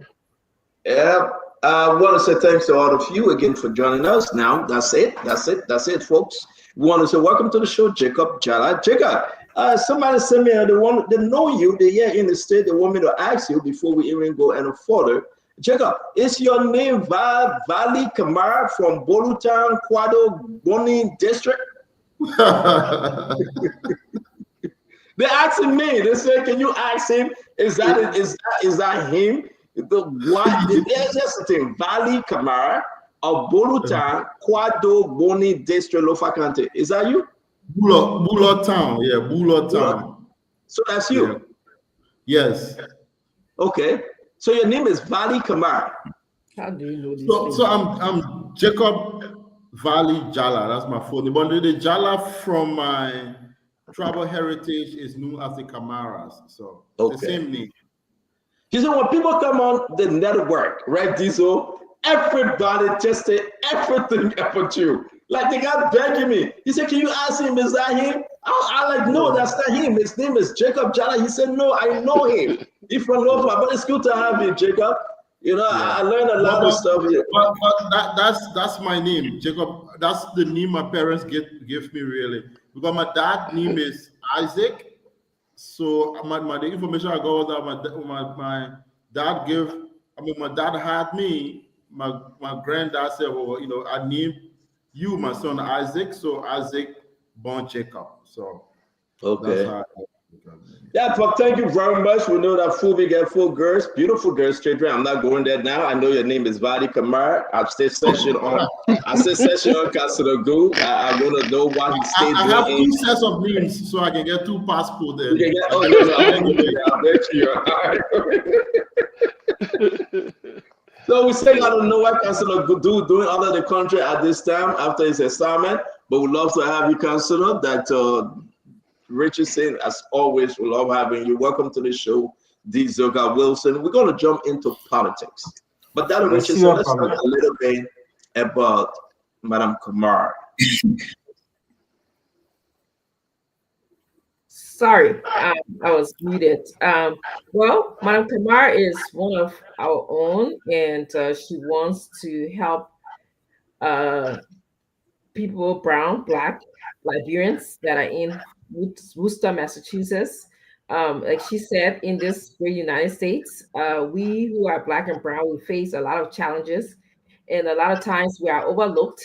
And so she wants to be at the table where decisions are made to be able to support our children, especially the schooling system, the police system, and the healthcare system. So all of those things should be able to have some impact on the decisions being at the table. So I want us to just go and support her in door knocking. And also, if you have your $1, $5, $25, $100, you can also donate to her. You can find her at www.jermoh, JERMOH4FOR Worcester, WORCSTER.com. If you go onto that website, you will find her and you know everything you need to know about her, and also to be able to donate. So thank you for putting that up, Stanton. You're welcome. We're going to bring her back. The people of Worcester have to ask a question. They got to interact with her. A lot of calls coming in. We are not taking questions today, but when she come back for the second time, we allow you to ask your question and get to know her. Once the Liberians, always the Liberian, and we appreciate Madam Kamara for coming on. And I will shout out to her mom and her dad, by the way. You know, a very, very smart lady. And indeed, we are proud of her. I want to give this announcement quick. And I'm giving this announcement because Zizo guy is here. Help Coach Smo overcome bad knee injury and grief. This is something that, you know, Coach Smo been going through. Someone would come on and talk to us, but that's the goal for me. Diesel, do you know Coach Smo? What's the full name? Is it Johnny Smo? Johnny Smo. Oh yeah, very well, very well. I know Johnny Smo very well. I sent Smo younger brother. Okay. So he has some situation. We'll put it up and someone will come and talk to us about him, but go on the GoFundMe and you will please send your contribution. They need a 1,500. He have gone from place to place, and look at that name. We'll bring him on next week. He will explain his story. Just 1,500 he needs, and we're asking you to please help Coach Smo. Now, somebody will come on and talk to us more about him, but again, just go from it right now. Your $5, your $10 will help. Now, the goal is 1,008, by the way. There they have it right there. The goal now, they have $100. They need $1,700. If anybody can chip in your God's little might contribution, we would appreciate. Help Coach Smo. Again, we want to say to all of you, please, please, please. Is that him, Diesel? Where you got the picture? In the tracksuit? Yeah, I'm gonna. I can't see the picture too clearly. Yeah, I'm gonna bring it in because I know. But again, we want to say to all of you, help Coach Smo. Go on the GoFundMe. We'll put a cash app up the Zelle. With the Zelle, we're just asking you. They just need $1,800 that he can have a knee surgery. It's very, very painful. It's very, very bad. Because of you, he definitely will be helped. We want to say thank you very much. Now let's get into this. These are, I know we have here. Once a politician, always a politician. Once a minister, always a minister. So now you'll be on the hot seat. You cannot escape. And I'm also happy to have our brother Jacob Jada here as well. I want to start off with this. A couple of things happened today that Dr. Rich is saying. We saw some at-risk youth going to celebrate and appreciate President Joseph Yema Boakai. On the flip side, we saw former President George Manuel Weah and Dimas Kamaya going to appreciate some youth out there as well. But before we get there, we have this allegation hanging over our brother, the Mayor John Sherry. Now, what is happening to John? A lot of information coming. We have different documents coming up today, talking to us about these information. I will be sharing the document. We will talk about what is happening at the Monrovia City Corporation. Before we get there, one of the strongest propagandists, female propagandists in Unity Party, she had this to say today. We'll take a snap at it, then we'll focus on Dizoka Wilson and the rest of the story. But let's listen to Queen Johnson, and then we'll hear from you. The mayor and May City Mayor. Safa took a daughter to be a revenue director for City Hall, MCC. You take your daughter to be revenue director, MCC, and now you say corruption. Safa is corrupt. Firstly, Safa closed the printing press. As soon as the president appointed Safa closed the business down and took everybody to MCC to work. What his staffs? He had meeting just a few days with his staffs of MCC.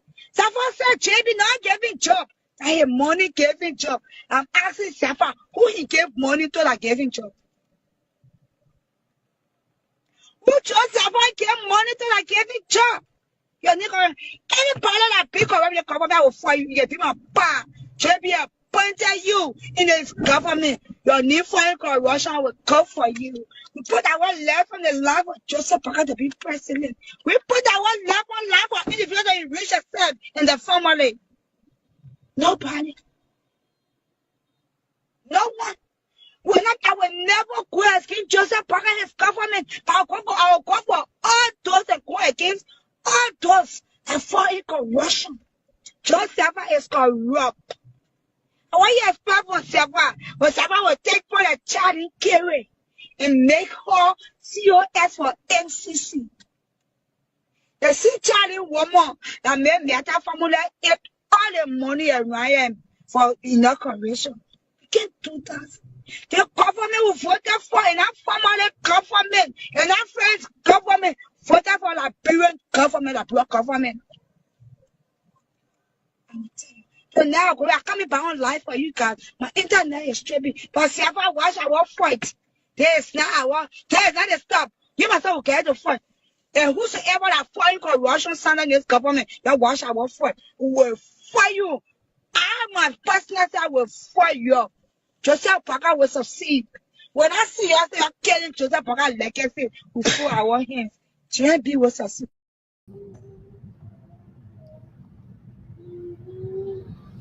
Okay, so there you have it. A lot of stuff is happening around the story since we broke this news.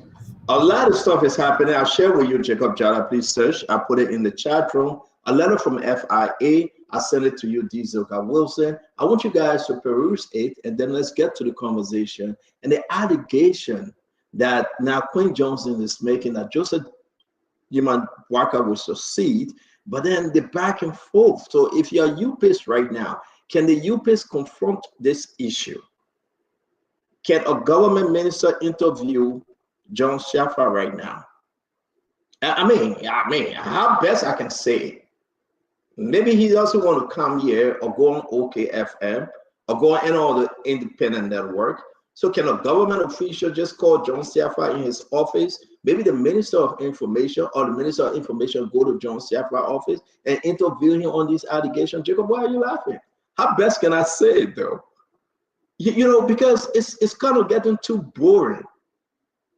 That you now can the Painesville mayor interview the Morelia City mayor now, just for us to get to the bottom of this? Dr. Richardson, saying we're doing minister interview now. Yeah. We have no independent network in the country again. They would justify themselves. They would grade themselves.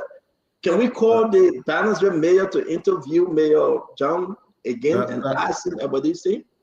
The family meeting, yeah, can we have a family union and talk about the seriousness about this allegation Queen Johnson is making? So before we do that, Dr. Richardson, I think you read the document. We have the back and forth information.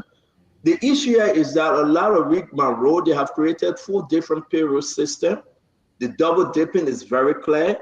Look at the document. You'll be amazed to see that, yes, indeed, the different payroll system, the issue about the double dipping and everything. Now we are gathering information that John Shafa throwing people under the bus and trying to cover himself. So therefore, look at the letter. FIA wrote him. You know, it's in the chat room, Dr. Richardson. Yes. Thank you. FIA wrote in, and I will zoom on it, and demanding that we are not begging you to come, we are investigating you. MCC domain payroll from the Minister of Finance from March 2024 to present. MCC payroll submitted to the Civil Service Agency. All MCC payroll submitted to banks beginning March 2024 to present. all MCC bank account details, account numbers, status, banks, name, all other payroll that are necessary for our financial investigation. Copy of all MCC receipts issued to taxpayer beginning January 2025. All internal investigation report, MCC e-platform for payment from March 2024 to present. But I want to go back to number 6 because we got information again on number 6.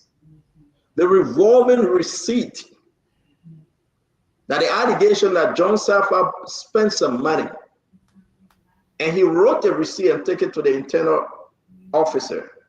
And he said, we're not going to pay you because you are not the one to do this.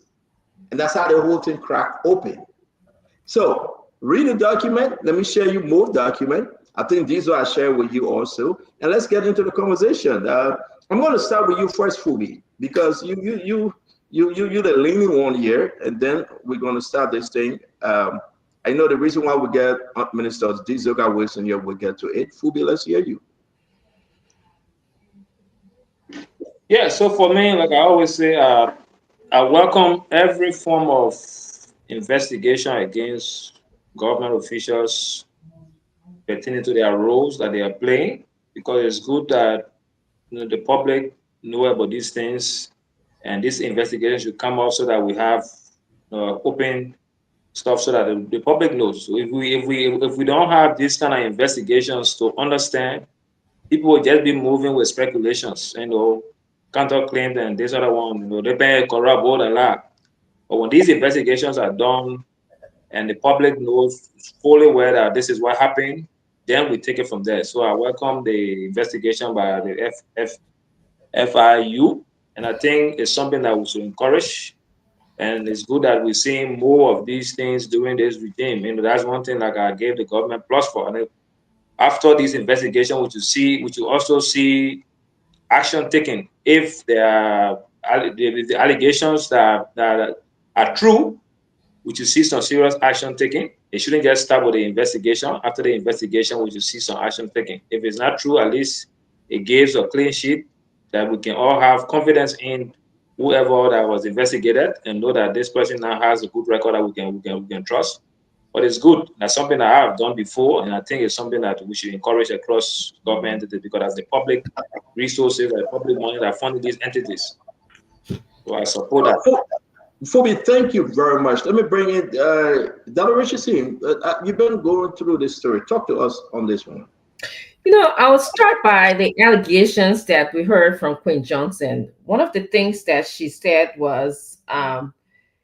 Siafa said that he closed she said that he closed his business and took everything to MCC, which including the employees that he had at his business. That is alarming, because I expected this government to work on meritocracy, which means that when you come in, you have the competency, you have the ability to do the job. I didn't expect that people will be coming to work based on who know you or who you worked with before. So I don't like what I'm hearing. The second thing that Queen Johnson said was that Mr. Siafa is telling people, or at least she heard that he said JMP did not give him a job, but his money gave him a job. That is very telling. That is very suspicious as well. Many people suspected that people were buying their positions in this government. They were giving money for positions. And so if this is the case, again, this is wrong and alarming, okay? This is wrong and alarming, because if I bought my job, I will work any kind of way that I want to work because I bought my job. I will not work for the sake of Liberian people. I will not work to make Liberia a better place. I will work at my style, my pace. So it's wrong either way, whether he bought his job, whether he took people with him from his company that he was working with, he shut it down and brought them with him. They didn't have the qualification to do the job that was available at MCC. It is wrong. And I hope that he is investigated, that he gets investigated. This is very, very big and concerning, folks. Make no mistake, we got to say as it is, the document in my possession. I will share all of these documents with you guys, but John have to speak. The city mayor have to clear himself up. These are allegations against his person, on him. But again, the people are talking. They are talking. Let me bring you Diesel. I don't want to make you, quiet on the show. Let me bring you on. Let's take this role. What say you with these allegations now that FIA is involved, LSCC getting involved? People are talking, Queen Johnson from the outside, and those people that work within the MCC, they are telling it all. Yesterday, somebody from nowhere said they left some document in the car and the document got destroyed. The document under the investigation got destroyed. So let's hear you. I know we'll come to the youth issue in Liberia, but let's hear you on this one if you care to speak to it. Well, thank you, Stanton. I think the allegations from Queen Johnson and what you posted are concerning. However, I think the system has begun to work. FIA is involved, and like you said, LACC will get involved. But I always believe in the rule of law, and I always also believe, which is the fact that a man is innocent until proven guilty.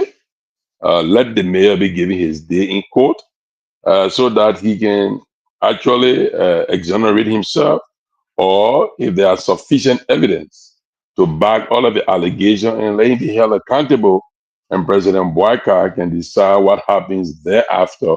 But I think the process is on course. The fact that other government, watchdog institution, integrity institution are involved in the process, and let's let it play out. That would be my contribution to that.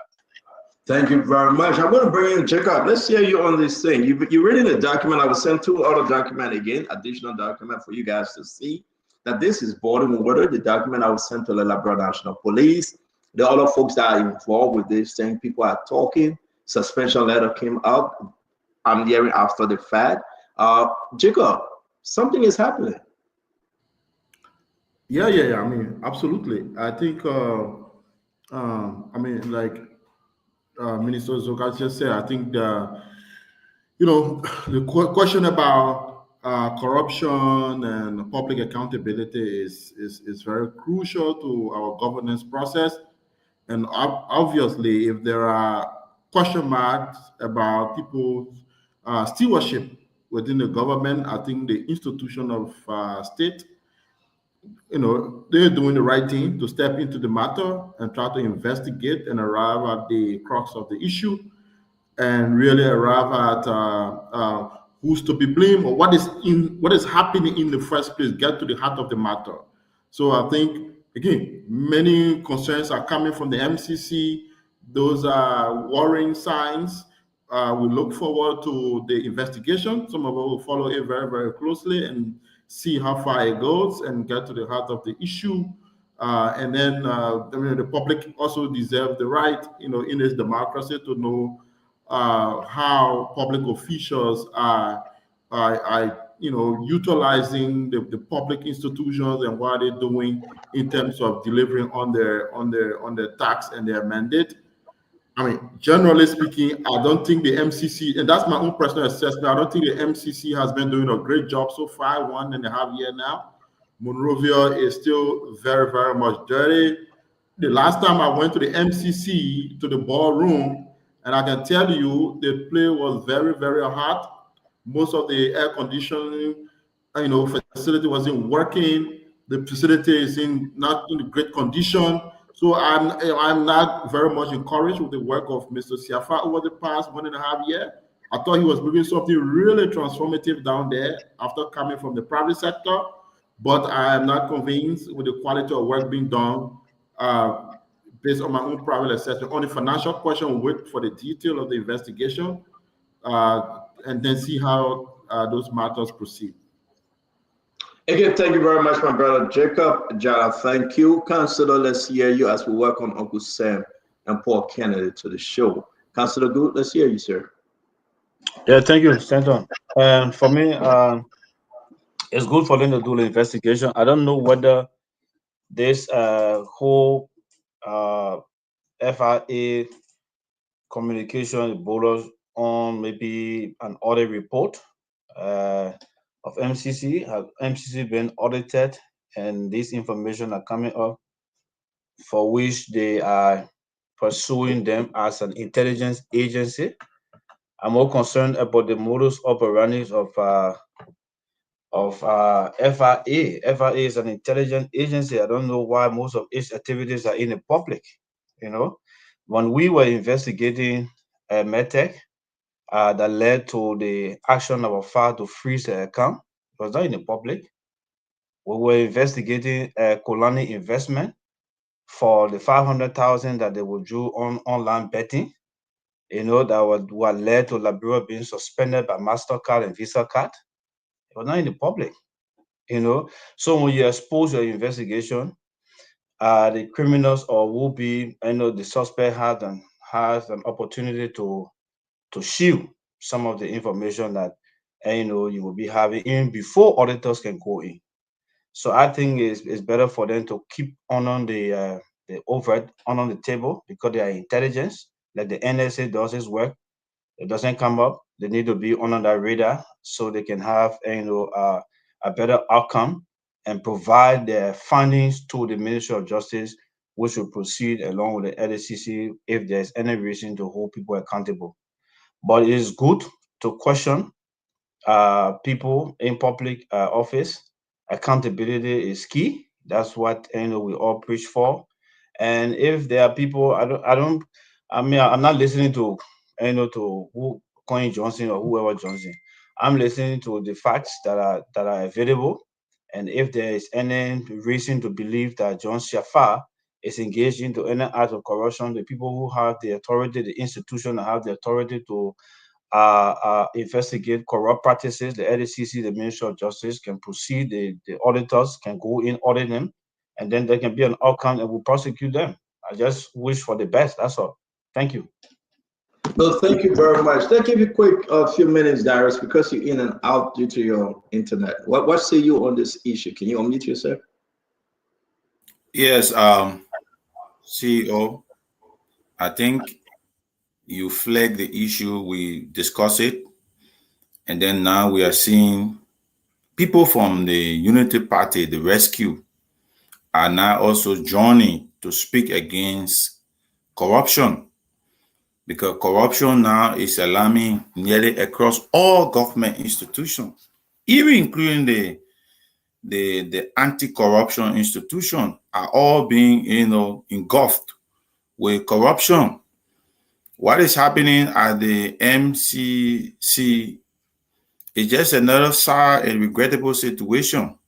So we look forward to the FIA, but what happening is that in the wake of the FIA investigation that will follow lend to LACC, we are now seeing reports, investigative reports, coming from the MCC itself, internal investigation, trying to shift the debate.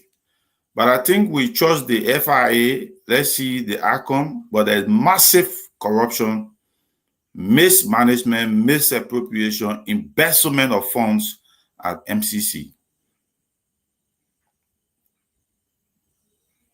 Very much. I mean, we are raising a lot of different issues. I'm getting information on Agricultural Ministry. Likewise, we will share those information with you. Then you're going to understand it yourself. Agricultural Ministry will raise the issue about one of their property in Nima County. What become of that? Agricultural Ministry on the World Bank donor funding, right? As of today, they are still making the disbursement. Right? Who receiving those money? We have to discuss it. Uncle Sam was crazy mad the other day when Amara Corner name came up, 250,000 of Western Gap Fanny, 75,000. People use the money for to gain political offices out there. And now, but I thought it was only in the George Manawia term. No. Paul Kennedy, right down 17 out of 14. The disbursement is still going on right now. And listen. The minister say I cannot stop it. It was all approved under the George Weah government. We just got to get the put money. So if you get your minister out there, say you get a small Pepe Garden and he said I found, they will get him money. But we'll come to that, right? It is frustrating. We have to come to that and discuss it. Let me hear you. Quinn Johnson allegation and this document you have revealed. Let's talk, Paul. Thank you, Stanton. Good evening to our colleagues on the panel. Minister Wilson, it's good to see you again.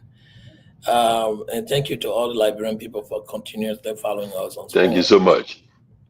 Yeah. This is a very serious allegation from, I will be claiming that Queen Johnson is becoming a whistleblower. I'm not sure that nomenclature of her is correct, but if she is a whistleblower, then she's blown a whistle and created an attention that has to be reviewed by our, prosecutory organization, including the Ministry of Justice and or maybe the FIU, who, I'm still trying to figure out what is the chain of command or the chain of coordination when a whistleblower blows a whistle of such nature, claiming corruption at one of our institutions of government. Who take or looks into that whistle? Is it the Ministry of Justice that has the prosecutory authority, or does this claim go to the FIU or the ombudsman? What I'm trying to link here is many of these noise or claims have been made and nothing happened, right? So if someone is coming out to overtly say that an agency of government is corrupt, and she can prove that this gentleman brought a lot of people from his previous organization into government, there is payroll paddling, there is corruption on the payroll. All of these accusations are really necessary to be probed into. So I think Queen has done, a patriotic duty as a Liberian. Any Liberian, for that matter, should be, alarming corruption wherever they find it. And then the next steps should be taken by government, the appropriate government agency, to make sure that Queen's accusation does not just go in vain. Now, remember, this is an allegation. It hasn't been proven.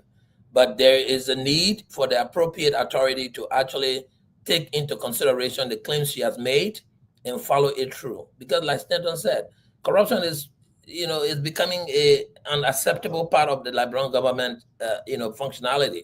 And it's not only this government, government before then, and maybe government after this, if it is not probed into correctly. So my urge would be that the next government agency that has the authority to probe into this matter really adhere to Queen's allegation, and let's see whether it is based on facts or it is baseless before we can go into any additional details of it. So Queen Johnson listed a lot of different stuff, Uncle Sam.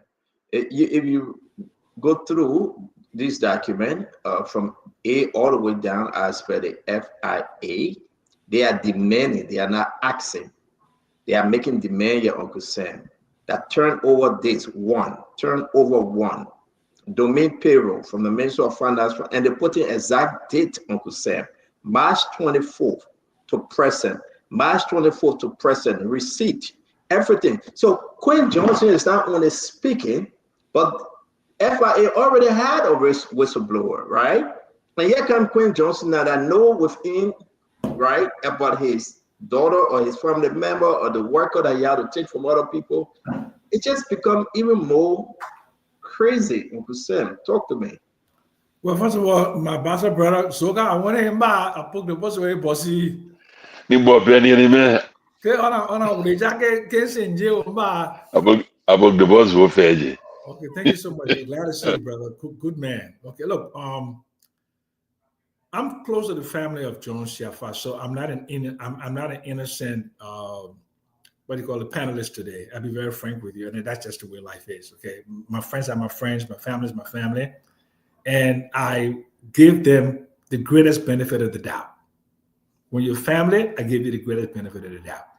I wait for facts, but I can say the Liberian people. John Shafa's father was an insurance owner with a lot of business, and John himself had a printing company, and I paid him tens of thousands of dollars when I had my businesses in Liberia, when I was a consultant to a major international firm. I don't think John needs the kind of petty cash that he's been accused of taking. I don't believe that. And let me just say something else again. I was also very instrumental in sending, I think, 5 or 6 city officials to LSE for some short-term course in management, just about like a few months ago. So I'm like family. But I can say what I've seen requires investigation, clearly. Corruption is corrosive, it's eating up the society, and clearly there is corruption at the Monrovia City Corporation. But I spoke to John last night, asked him pointedly. He told me that yes, there were issues of the financial controller that he fired. There were issues where people were conniving with the banks, where there were the bank deposit slips. And everybody who run a business in Liberia know about how the tellers and officials of the bank, how they connive with financial controllers to do fake deposit slips. It happened to several of my businesses, my gas station, my ice factory, all of them, right? But all I want to say is John has to have an opportunity to defend himself. The Monrovia City Corporation did put up a press release. I read it, but I think he needs to come out. John is very camera shy, but he needs to come out and he needs to forcefully defend his integrity and the integrity of his family. Because this is something that I don't believe he will get involved in. There is purported evidence, and of course, the role of the FIA. I'm not sure whether the FIA is supposed to be the first line of defense in financial crimes, or only when it comes to money laundering. But I'm not sure how they got involved. That clearly there needs to be more coordination. There needs to be more clarity of rules in investigation and all of that. But I'm troubled by this. And I spoke to him when the issue came out last night. I spoke to him for like several minutes and I asked him pointedly, did you do this? And what are you doing about it? And he assured me that he's part of the solution and not part of the problem. Yes, there's a lot of corruption at MCC, but he says to me he's fighting it, and I would take his word for it because he's family. Thank you very much. Uncle Sam, thank you very much for even disclosing that, because we knew it, but I think you are pointed to say that you spoke to him, his position very clear, and yet people from their office, from the Monrovia City Corporation, reached out to me, and I said, listen, John is always welcome on Spoon. He have called me before, he got my number. We'll be glad to talk to him, or he can go and sit with another minister or another city mayor to interview him, either or. The Liberian people would like to hear from him. I just do believe that, yes, indeed, he must answer this question. Now, as to the involvement of the FIA, Uncle Sam, every line on the letter, FIA, they are now saying to you that you can go there and find that they have all rights to bring about this investigation according to the act that was created. It is there. If you read the letter, they're going to say Article Section 67.3-3 of the Financial Intelligence Act, and 2021. So these people, they are not only speaking, they have included it for your own understanding. So let me go to Isaac Doe. Brother Doe, welcome to the show. It's good to have you, Isaac Doe, since we have two Doe. Isaac, welcome to the show. Let's hear you on this one. Yeah, thank you. That's my brother. I'm not sure why you put two of us together, Doe and Doe. Hey, Allah. The person when you pluralize Doe, it be like doors. I don't know which one it is. But you know what? Hey, there is a level of chronic corrupt practices across the government. We cannot sugarcoat the level of this service. And let me quickly disagree with something you will call try to take your hands from the cookie jar explanation from the city mayor, who after everything, he does not seem to know of the corrupt practices, and so he is taking action according to him. Oh, you know what? I will try to use you as the scapegoat. And since it's like this, we will take all the trouble and put it on your head and say, we ain't know about it. Excuse me with that kindergarten explanation. This is not the sole issue from the MCC.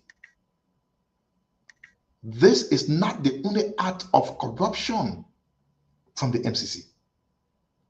Yesterday, we talked again about an additional $400,000 that should have gone to the Clean City Fund that was used for the Monrovia Day celebration. He is not in the know of that as well. Uncle Sam, you are one person who should know this best. If you use money intended for something else for another purpose that are not related at all, that is financial crime. You're supposed to get money and send some of it to Nuku Town, send others to West Point for the people to clean the places. You took the money and put it into celebrating Monrovia Day. They gave you additional $300,000 to go and put in the accounts of the PFMU because they are managing project. They should be using that money to pay salaries, to pay debt. You put the money in your entity's account and nobody knows what happened to it later. Is he not aware of it? This is just an attempt to shift blame. This is just an attempt to take his hands from the cookie's jar. But we all know the truth here. The city mayor is in the know of this. Don't forget the last time there was another accusation on him, wherein he used his printing press to do some kind of art that everyone was talking about. He's not in the know of that as well. Let him excuse us with this kindergarten argument. The truth of the matter is that MCC have turned to be rotten, and the level of corruption that have been taking place in MCC is something that nobody expected. This is a man who said he was cleaning street here when President Bouaka won. It was only to show both so that they gave him the position where he sits and then carry on this. Don't believe me. Listen to his own partisans. They are the ones saying directly how corrupt he is. Oh, everyone is lying. Even those who were not part of his party as well. He's in the know of this. He orchestrated these things. He even approved them. How will you be telling me that all of these things going on? As a boss, the only thing you know, you sign, then you go to sleep. You know anything about this. I think that is that is absolutely not a correct statement. He gave you something else that probably he just wanted you to hear, but go behind it. That place is rotten corrupt. Very bad has been happening of recent, and I just hope some cleanups can happen. So thank you very much, Ashley. Let me say this though. So yesterday, you know, the PR team from MCC, Jacob, Dr. Richard said, they reached out to me, right? They said, Stanton want to come up and clear this issue up. So I said, well, tell John that he always welcome a spoon. And they sent me these documents, right? To be fair, they sent me the document I went to the Labrador National Police. They sent me the FIA document, and you know, and I asked them, you guys have any other documents? They sent me some other documents that I don't want to reveal your receipt. So when I say speaking about receipt, right, they send it to me. They say, we want to be very clear that John is not part of this. I say, you can send me all the documents. Should I share the document? They say, yeah, share the document. It is not a secret that this document came and we received the document. So I always protect my sources. But they want to appear. And so when we appear, share the document. And that's why we are sharing these FIA document and the one from the Labrador National Police. Even you guys saw the document that was posted in the chat room from one of our members, likewise, right? Paul Kennedy, I thought you saw that document earlier in the chat room. So these guys are sharing the document to say what Uncle Sam said was true. But I'm troubled. Even what Uncle Sam said was true, I'm still troubled. Because the FIA is dealing, and you know this, Jacob, with money laundering, banks transaction. So when Uncle Sam asks a question that the Richardson, why are they involved? Because these are bank transactions. It's a movement of money. And therefore, FIA is involved because that's what they were asked to do. Let's just go up and close on this thing. I want to play the, how you call her, then I'm going to bring you guys in to do your closing on this. We'll go to Zuka Wilson to talk to us about why he's here. But let's look at this thing, right? Dr. Richardson won. I zoom in on it. Reporting entities, law enforcement and investigative entity, tax authority, institution responsible for the regulation or supervision of entities and persons subject to this act. They are telling MCC what they are there for. Now, what do they need? MCC domain payroll from the Ministry of Finance for March 2024 to present. MCC payroll submitted to the Civil Service Agency, or MCC payroll submitted to banks beginning March 24th to present, or MCC bank account details, account number, title, bank's name, all other payroll that are necessary for our financial investigation. Copy of all MCC receipt, and this is important. If you follow the story about the 300,000 or 400,000, how it was spent, and who benefited, and who established their own businesses just to get those money, then you must present all the MCC receipt issued to taxpayer beginning January 2025, or internal investigation report, MCC e-platform for payment from March 24th to present. Then here come Queen Johnson. Let's listen to her, then we close on this one. It's very important for us to do. They clean the street. The mayor said the mayor. The mayor said the mayor. So if I took a daughter to be a revenue director for City Hall, MCC. You take your daughter to be revenue director, MCC, and now you say corruption. Safa is corrupt. Firstly, Safa closed the printing press. As soon as the president appointed Safa closed the business down and took everybody to MCC to work. What his staffs? He had meeting just a few days with his staffs of MCC. Safa said, JB not giving job. I have money giving job. I'm asking Safa who he gave money to that giving job. Who chose Safa gave money to that giving job? You're not going anybody that pick up the government will fire you. You get people bad. JB appointed you in this government. Your need for corruption will go for you. We put our life on the life of Joseph Parker to be president. We put our life on life of individuals that enrich yourself and the family. Nobody. No one. I will never go against Joseph Parker and his government. I'll go for all those that go against all those that fall in corruption. Joseph is corrupt. And what you expect for Safa? But Safa will take for a child in Kerry and make her COS for MCC. The see child woman that made Meta family eat all the money around for inauguration. You can't do that. The government will vote for in our family government, and our friends government voted for Liberian government, a black government. So now I come back on live for you guys. My internet is tripping, but see if I watch our fight. There's not a stop. You must have get the fight.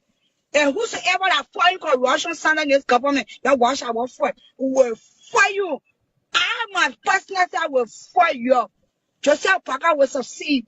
When I see us, they are killing Joseph Parker legacy before our hands.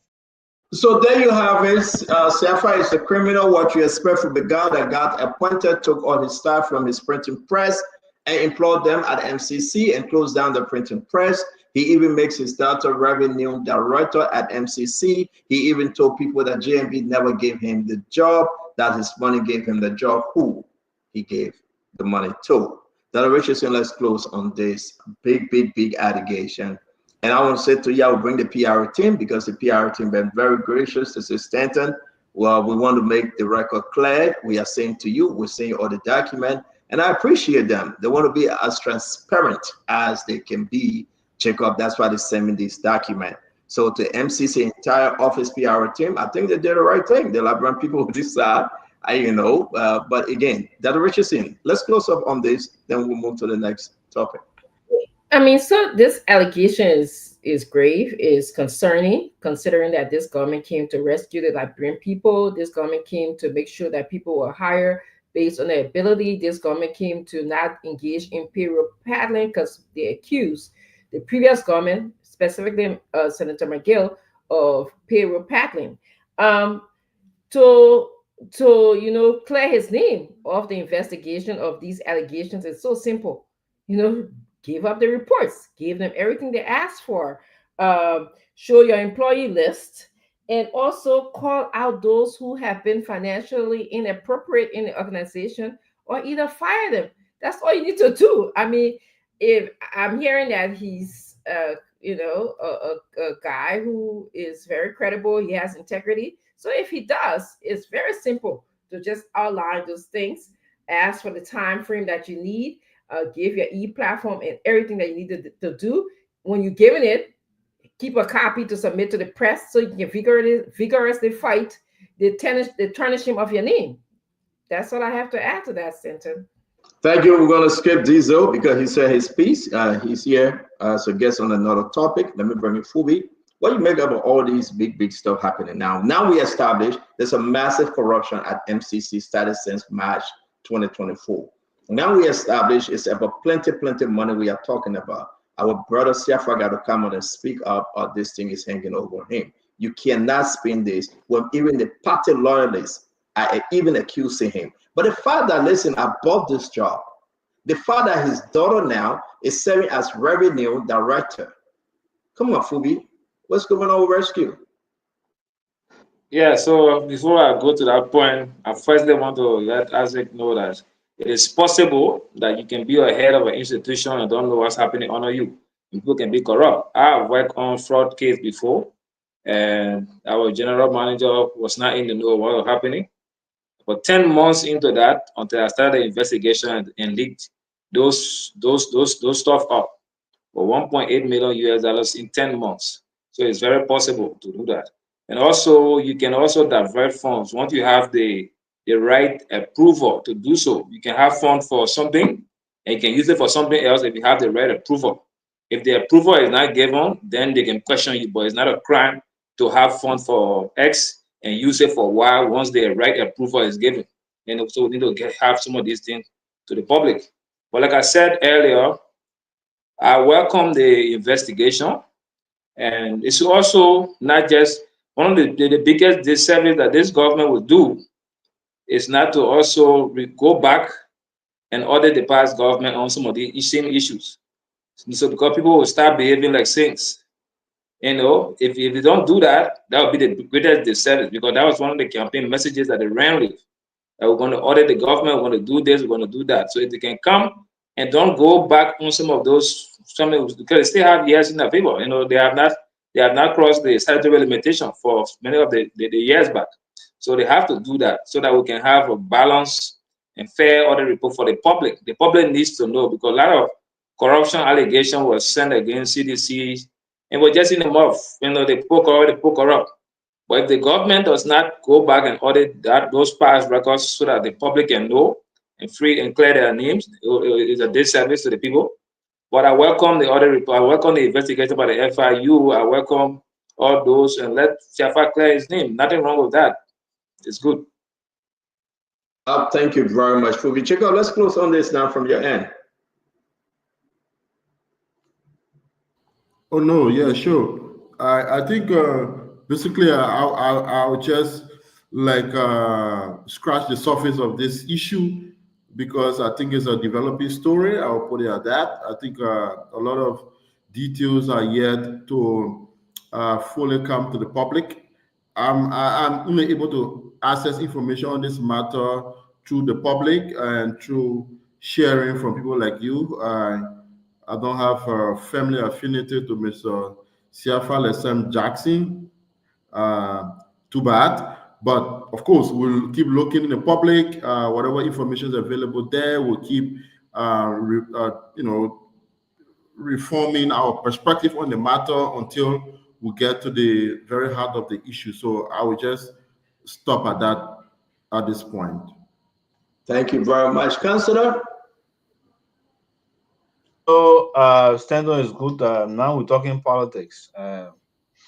You know, I listen to Queen. The reason why I don't like to tell you I don't want to dignify is because I know Siafa. I know Siafa father. Siafa was in Bannersville. And Siafa during the war, or let's say after the ceasefire, so Siafa didn't sell palm wine. You see, before they opened the insurance company, I think Africa Insurance Company or so, they started selling. Siafa has a very humble beginning. I know him to be a good person of good character. So that's why I said let's wait for the documentation. All the other accusations that Queen Johnson talking about family, that now Queen Johnson know about family. Joe Bogart dollar working Minister of State. He took his nephew and made him central bank governor. He still got Kamara to LTA. He still got where he needs to know or to MCC. Since he all I want to talk that Siafa want to go to on Friday for a weekend, and they mentioned nothing yet, didn't try the fee. They say he's stingy. That the reason why they're talking plenty. So I want to dignify those accusations. Let them go about and investigate. The MCC administration, its activities, its payroll, they want to audit it, they can audit it. Those are the issues I will stick to. Secondly, the FIA does not need to write MCC to submit bank accounts. No. The FIA has authority to work with the banks and subpoena the document from the bank. Simple, just give us all of the accounts. When we were investigating people, financial institutions, people involved with money laundering and believing to be financing terrorist activities with that money, we're not writing them to provide information. We wrote the bank to provide information on Stanton Witherspoon. Give us all the accounts of Stanton Witherspoon. And the bank will provide the information to us. And it's from there. Sometimes Stanton will not even know. He have no knowledge that his account is being subpoenaed at the point in time, especially when we do the court for honor. When we decide not to go to court for freezing before he's been served, with that information. So there are a lot of things. That's what I say, intelligence. There are a lot of things that you do all coming up to the public. So I don't think they needed to write MCC to provide bank account. It's a wrong. It's a illegal on the part. Maybe if they took such a decision. No, it's procedural. No. I don't say they don't have the authority to request the law is there, but procedurally, I'm saying to you as an intelligence agency, you want to investigate somebody. There are ways that you do it to get the information. I'm telling you how. I worked with the FIA for many years. I was a lawyer for the Ministry of Justice assigned to the FIA. So I know our activities. I know how we work. There's so many investigations. We'll make you the next FIA boss. Darius, let's hear you. No, I don't want to be FIA boss. I won't be Attorney General to prosecute those people who broke the law. I want FIA. So you give me Attorney General work. So I will prosecute those lawless lawmakers. What I want. Darius. So CEO, I don't know whether some of us have come across the MCC press release on May 26th. The MCC release findings. Let me pull it up. It wouldn't be fair to do so, please. The MCC released findings from its internal audit.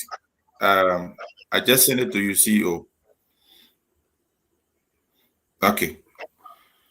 The MCC released that, and then in that audit, internal audit, the MCC said 21.1 million LD, 2.1 million. I stand to be corrected. Yes, 2.1 million LD Liberian dollars and 21,000 United States dollars were illegally withdrawn from the NCC accounts, bank accounts, May 26th. So the MCC is acknowledging corruption that have been taking place in the institution based on its internal audits finding, financial malpractices, illegally withdrawing funds from the MCC bank's accounts. And so the question now is the mayor not signatory to any of the MCC bank accounts? How is it that he's not aware of money being withdrawn from the MCC accounts illegally? So the MCC have acknowledged huge stack of corruption taking place there. FIA is coming in with a clear demand, a clear request of what they want to facilitate the investigation, because the very MCC have acknowledged that corruption is in the institution. 2.1 million LD and 21,000 just from January to April was illegally withdrawn from the institution account by few group of employees. I think they're accusing the controller. So is the mayor not signatory to any of the MCC account for which people think he's excluded? How can you be managing the institution and money is being withdrawn from the institution account over the period? Now, this is just January to April 2025 internal audit. Let's look at 2024. Do we know how much was illegally withdrawn or embezzled from the MCC accounts? We are not going to 2024. We're just looking at the very MCC internal audit findings that established 2.1 million LD and 21,000 was illegally withdrawn. So we wait for the FIA, but I think there is a alarming situation of corruption at the MCC, and there's no way the mayor can be excluded. Again, thank you very much to all of you. Continue sharing the show. Today is a relaxing Saturday. Wherever you are, we recognize you. We say thank you for joining Spoon. I want to say thanks to my sister, Dr. Francine Chinua Richardson, Dizoka Wilson, former Minister of Youth and Sport, Phoebe Herrings, I don't know where he came from, former Vice Chair, suspended Vice Chair for ANC, because he stayed from ANC. Our brother Jacob Jada, who just flipped over to CDC. We want to welcome him. The Councillor Lafayette Big Good, I don't know where he is. Who was he? He ran in District 13 and they whipped him. We want to welcome you, my brother Jacob Jada. I ran District 11. I was defeated by yeah. Let me make it clear. I received a from ALP. Let me make it clear. Don't jump around it. And now he's seeking to be the ALP chairman. Darius Doe, thank you very much. Good to have you. And my Uncle Sam Jackson. We say, Pop, it's good to have you on the show with Ashley Doe. Guys, whatever you are today, we'll try to wrap this thing up so early to go to the phone line that we all can have. Yes, Stanley, let me just say something quick. I beg you. Uncle Sam, I'm coming to you. Please do. Talk to us. Yeah. You know, you guys don't know how corrupt Liberia is. You don't even have an idea.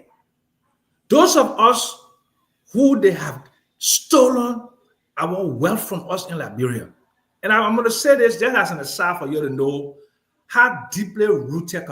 After the war, I took a significant amount of money to Liberia. Over gas station, ice factory, bakery, so on and so forth. The people that were supposed to go deposit the money from the ice factory to the bank, Echo Bank, they were bringing me fake receipts. Fake receipts. I lost tens of thousands of dollars. The Total station, when I buy 10,000 gallons, they bring the 10,000, they put 3,000 gallons inside, the man signed for 10,000. In 90 days, I had lost almost 90,000. I lost almost 350,000. Go ask my banker, John B.S. Davis. If you listen to you, go ask him. How much money I brought to Liberia, how much money I lost. Liberia is corrupt because of the lack of rule of law. We don't prosecute people. The people that stole from me at Total, they went to the county attorney's office. They went to the county attorney's office. All the documentation I had there, they bribed them and they took the documentation, so the FOC was not there. Someone will be talking about, oh, you couldn't manage gas station. Your country is too corrupt. That's why you're poor. The petty stealing in the country continues because we don't prosecute people in our country. Nobody from government over the age of 40 is in jail, or nobody in official of government in the post-war has gone to jail. And I mean, been sentenced and stay in jail as an example.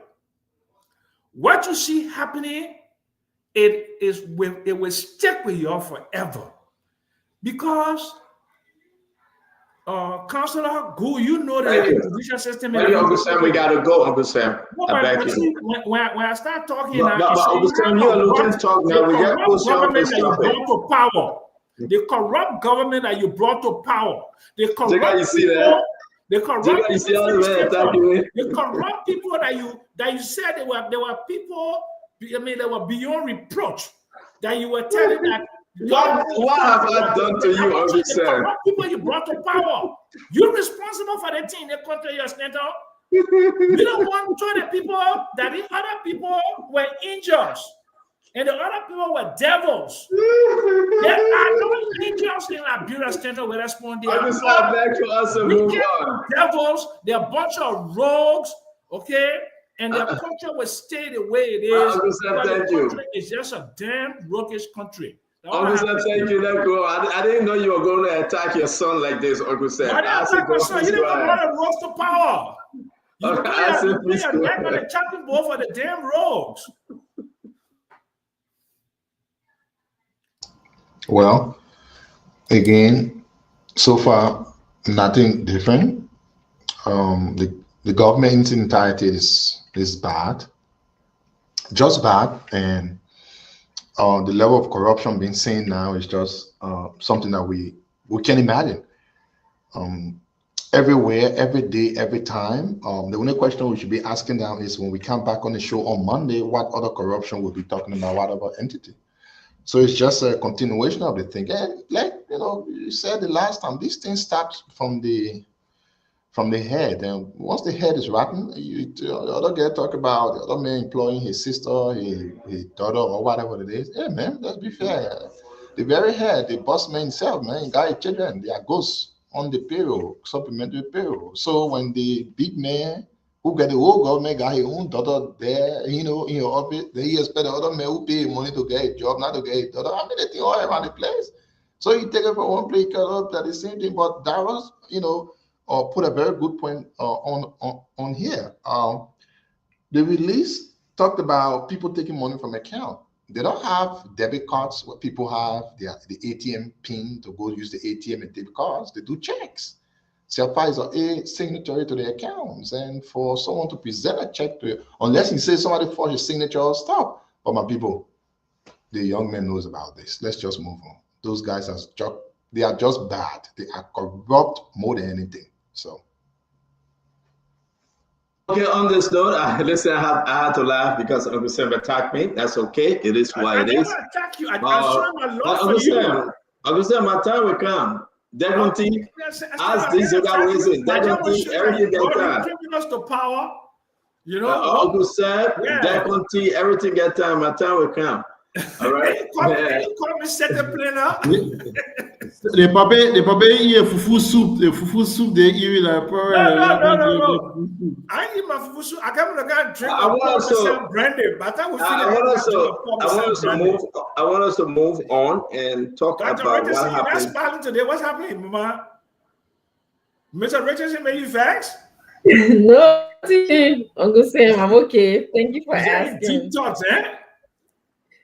I want to announce that, Richard. So let's take this to you real quick. Let's see what happened today. The compound of the president, and I think Minister Zoga Wezi got one or two to say on this one today. His Excellency, the interpreter happened to speak to you guys.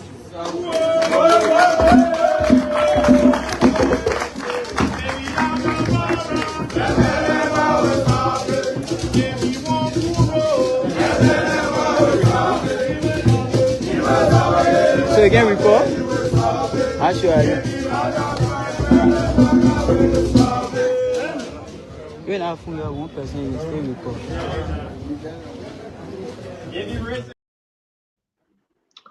What was it? I mean, you follow this on Spoon today. Before we get to Zoga Wilson, let's talk to you, Dr. Richardson. What's happening? They want to appreciate the president for what? Well, before I answer your question, I just want to say I saw the president outfit. He had like no socks and a nice. Sweet as a fresh money sweet. Money too sweet. So I don't know. No, this is a practice in Liberia where the youth gather when maybe they want something from people, or maybe I really don't know, but it's a practice that we have to bring awareness to. I'm glad we're talking about it. We have to teach our young people that they have to, that seeing is believing. They have to be conscientized as to what is it that they saw that made them to go and cherish their precedent. Perhaps not just flowery speeches all the time is good. Not just pampering or flattering someone is good in terms of developing our country. So I mean, I'm sorry, I was taken aback by how the president looked. I mean, he was casually dressed. I didn't see a pair of socks on. A man of like his age, I would usually see socks on or something. But he had his nice sneakers on or whatever he was wearing, easy slide on and was enjoying his loafers. He had on loafers. Yeah, loafers. Yeah, exactly. Yeah, and his leg was cranking and everything. So, remind me of my dad, kind of. Are you done, Dr. Richardson? Thank you very much. I want to keep Diesel for last on this one. I'm still asking, before we bring Diesel in, let's get to the politics of this. Darius, it's good to go appreciate the president. Nothing wrong with it. It's so good for the youth to come up and say, thank you, Mr. President. In Liberia, we need to pray for those moments. But today, thank you, Mr. President, for what? So, CEO, it is a good thing for anybody to go and thank the president. But the question is, for what? Because we are in the second year of this government, and clearly, very, very clearly, we cannot see some of the things they promise. Look at the issue of drugs. It's still alarming. We took 1 year for internal wrangling at the DEA before the president could appoint a new director. Today, we have zombie. After Kuch doing under this administration, we have zombie, a dangerous, harmful substance that is killing our youthful population.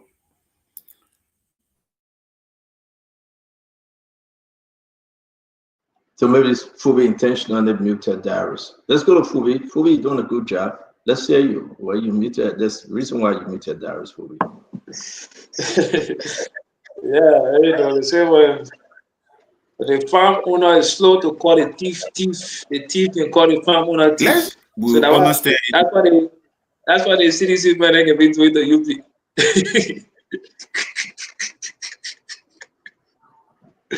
So I didn't watch the video, but I think they got their own reason. So I will leave it at that. You leave it like that. Okay, Jacob, let's hear you. No, so question around like at-risk youth.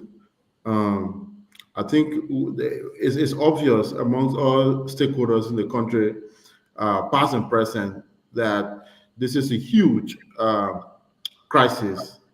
And we know full well that, if you have a youthful population that is being bedeviled, by this scourge, it has enormous impact, on all layers of the society, undermine the productivity of the country.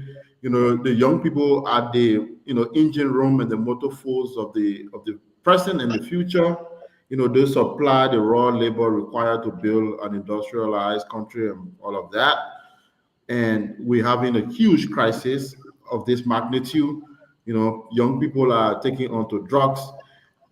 We had a situation that hit crisis level, under the CDC, but even up to now, this current government hasn't been able really to tackle the issue. We still have the drug crisis in its ascendancy. It's obvious, we see that all around, some who stay in the country. And I don't think the current Unity Party government has taken, the right step in the right direction to really tackle these matters. Now, young people go and try to recognize the president. Nothing wrong with that. I don't want to fault people for exercising their democratic right, to thank the president, see the president. But if we switch the focus more on real substantive matter on how we tackle this issue, I still think we've not seen a full width of public policy behind this matter. And I don't think we've even fully investigated the situation to understand how to deal with this issue. So I think that's much I can say on that question. I mean, if the question comes up about how do we tackle this issue and how do we deal with it from the policy perspective, in the first place, try to really analyze the problem and know what the real issues are. Probably I can say more about that, but at this point, that's all I can say for now. Yeah, I understand, Jacob, but thank you for what? Increase Zocos on the street? Thank you for what?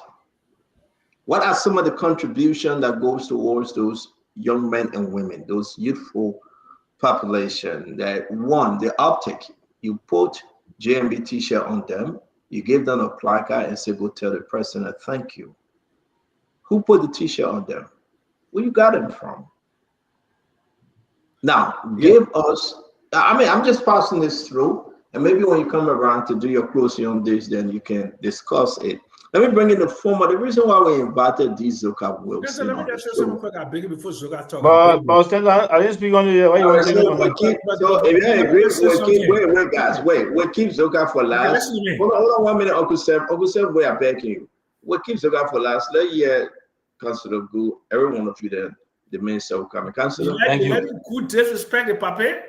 Thank you, Pape. But I won't be in the water when the minister Pape sit on the ground.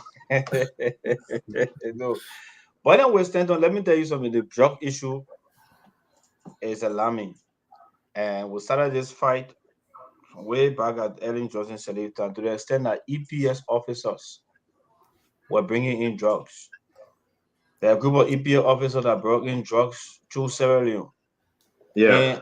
And EPS, what they call this, I think it was EPS Escort 50. Mm-hmm. Escort 50. We prosecuted them, Perry Dolo, and all of them.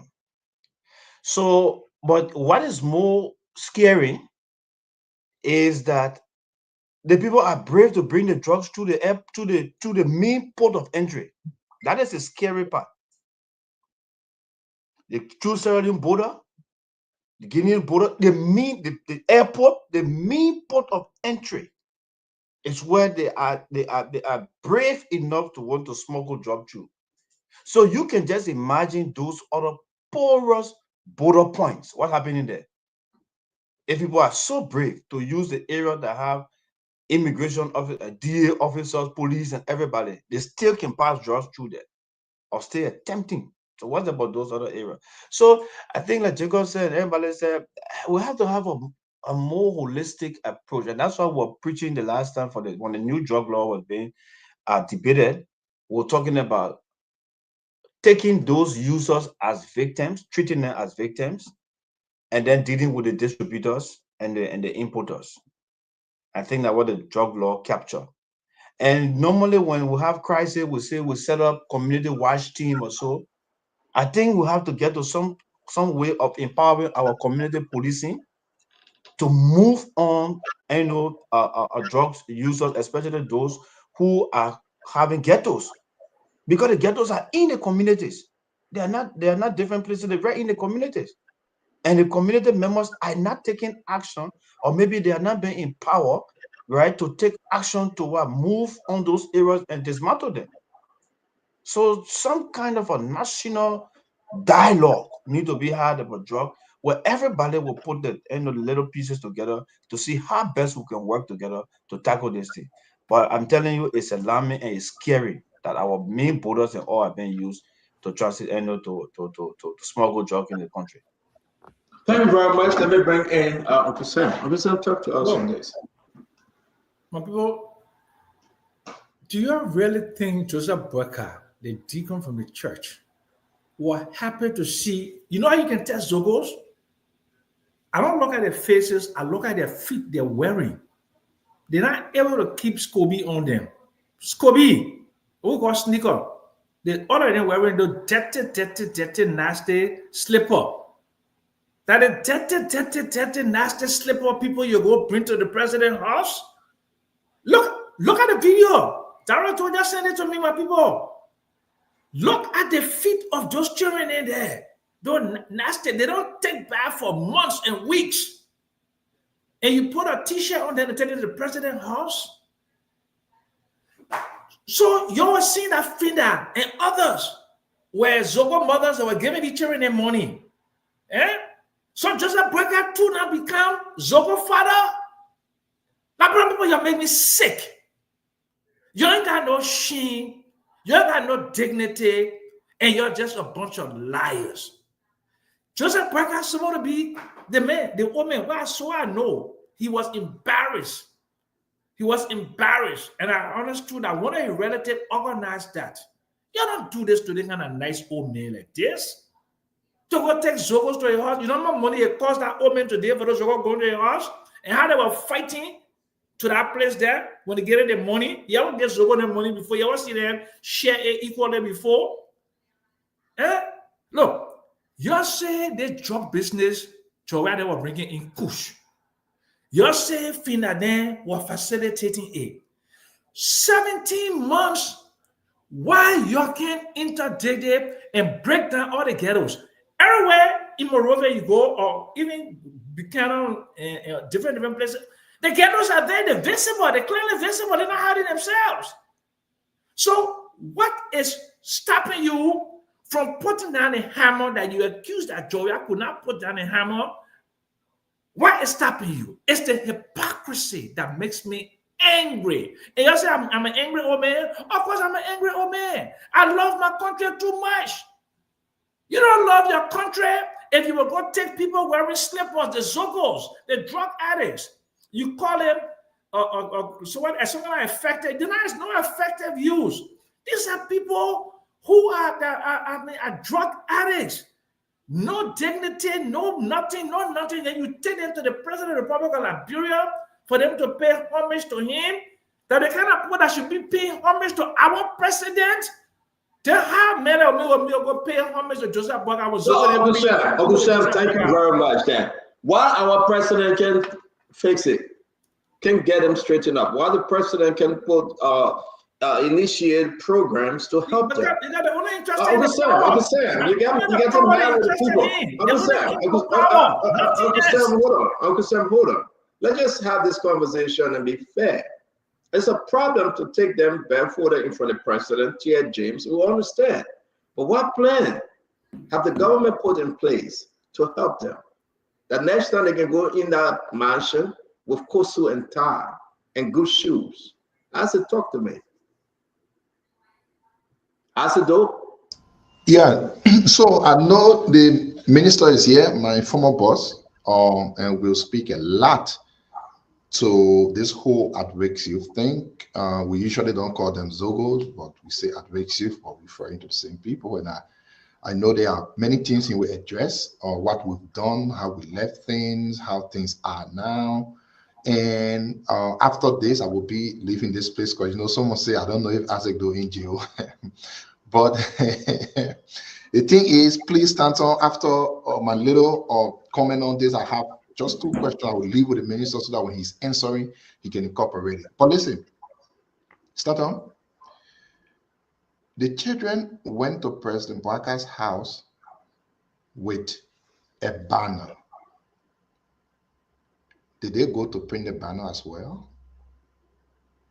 The children went to President Boyka's house with posters, nicely printed on it. Thank you for this.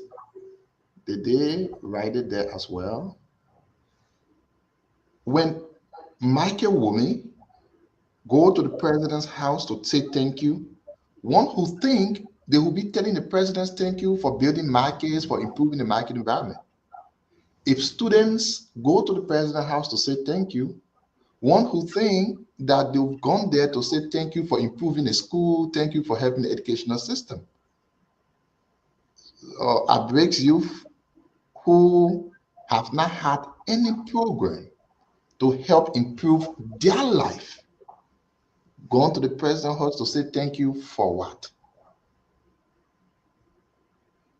Why is it that President Baka's children or relative, one Cyrus Bakai, will go and put the children together and bring them, say, you're good, tell President, thank you for what?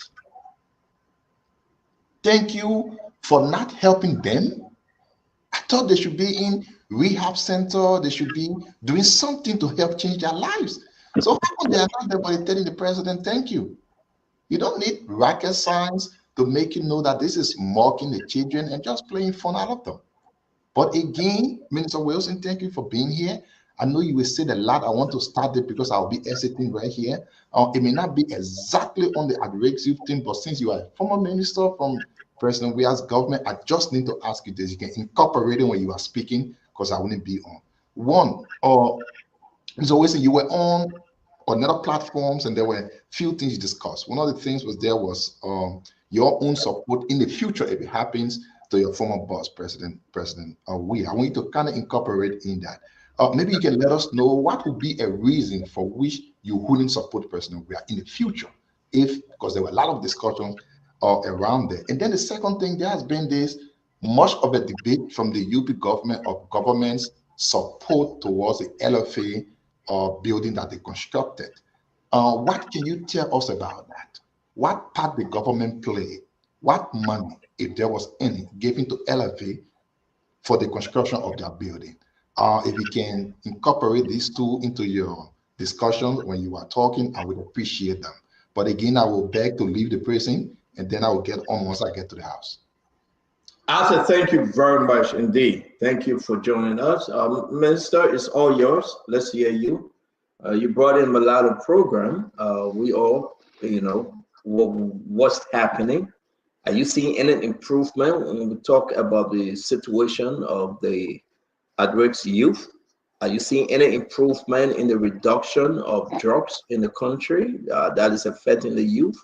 Are you seeing any new program that we can say, yes, indeed, this government have brought in and implementing that benefiting the youth in the schools, in the work sector as well, and just all over? I mean, what's your take? Thank you very much, Stanton, and thanks to all of the panelists for your input on all of the discussion, and in particular, the issue of the at-risk youth. But before I delve into that, I'd like to congratulate our female national team. They played today in the WAFU Zone A tournament in Mauritania, and they beat Mali 1-0. They won the bronze medal. We must congratulate them. This is why when we say government is continuity, this is a clear example. The issue of female soccer, female league, the female national team started on our administration, the George Weah administration, where I serve as Minister of Youth and Sports. We built the league with the LFA vision of Mustafa Raji. That's one of the reasons why today I support the re-election. We built the team, we helped with them with the female league.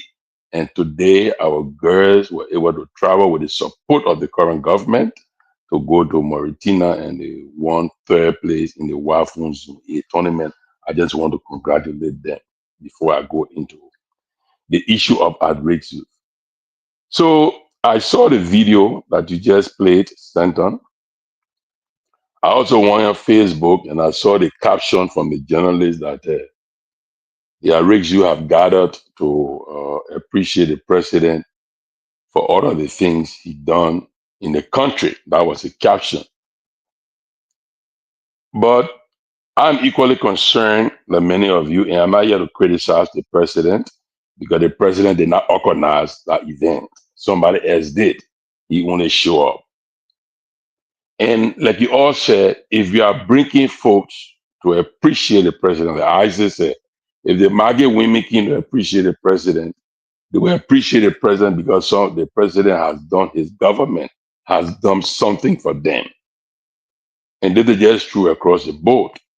So if you were bringing at-risk youth to appreciate the president, it means that the government the Ministry of Youth and Sport, the entity, the statutory entity for them, had done something for them. But I don't think that is the case here today. And I just believe that is a disservice to these vulnerable young people for somebody to use them for photo ops. Is not a good thing. During the elections, the issue of Kush at Breakthrough was centered during the election. The George Weah government was accused that they were responsible for the drugs in the country. There was nothing going on about addressing the issue of the outbreaks youth. And quite frankly, in July of 2023, the George Weah government actually launched the outbreak youth program. Firstly, there was a joint steering committee, co-chaired jointly by myself as Minister of Youth and Sports and the resident coordinator of the United Nations. We also had the government-owned National Steering Committee that was chaired by me on outreach youth. And we launched that program jointly with the UN. We developed a concept document. That document was approved by the cabinet. And then the joint committee in July, I believe of 2023, June or July, we launched the outreach youth program, fully supported, sponsored by the government of Liberia. But during our discussion with the UN, we have agreed that we have a basket fund and there will be one-to-one parity. If government contribute $1,000 or $1 million, the UN states and other partner will bring in $1 million. The government of Liberia started that process with $500,000 United States dollars. And we launched the program. We recruited, it was voluntary recruitment with the one UN system, our development partners. We recruited over 400 outbreak youth. We identified 4 counties at the county to start with. Those counties were Monserrado County, Bomi, Grand Bassa, and Magidi. And we recruited these folks. The process was to rehabilitate them, to detoxify them. There will be a detox within 2 weeks. They go into rehabilitation. And after rehabilitation, we provide them vocational and technical skills. Then we plan their graduation and help them with some tools they will have trade to start reconnecting with our family, because family reintegration was very important to this program. And so we started the process, and of the over 400 recruited, many of them decided to leave. The LDA were enforcing, or the police. In fact, there were times we had problems at some of the centers. We took them to, we had to deploy LDA and police to help us, but we didn't force anybody. It was voluntary. And prior to us leaving office, 122 of them had completed the process, the program, and they were scheduled to graduate in February. Unfortunately, we did not win the election. But during my 1001 note, this was detailed in the 1001 note. Dr. Kimi Weeks will tell you, even Minister Cole Bangalore, when he came to visit me at my house after he took over, I gave him verbal briefing to about the Outbreak Youth program. That this program, we had to take it seriously. And in October of 2023, I signed a $3 million agreement with the one UN system with the Peace Building Fund for Outbreak Youth. That $3 million, government was supposed to match that to continue the Outbreak Youth program. This government graduated those that we left there after we left office, but they were only there now for graduation.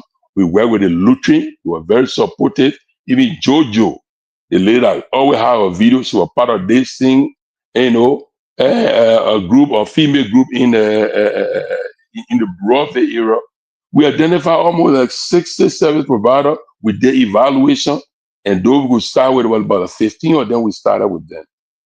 And the government graduated those 122 children. Since the graduation, I really don't know what happened, because we left $3 million there. A contract was signed. I shared the document with the current administration.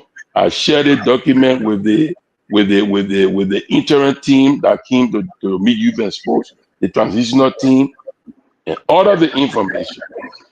All the government was supposed to do is to match the $3 million we're down to 3 million. So the program can continue. So it's a program, Diesel, thank you, but it's a program in existence now. What, you know anything?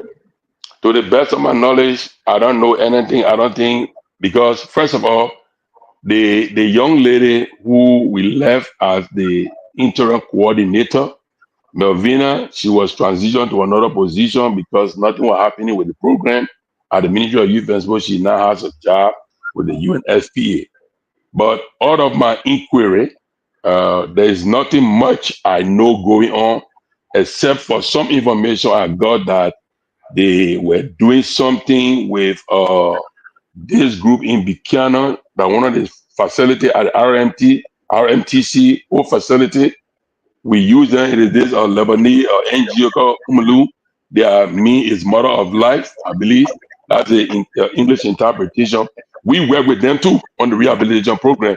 It is my understanding they were trying to do something there, but I don't know. But I don't think anything much has been done.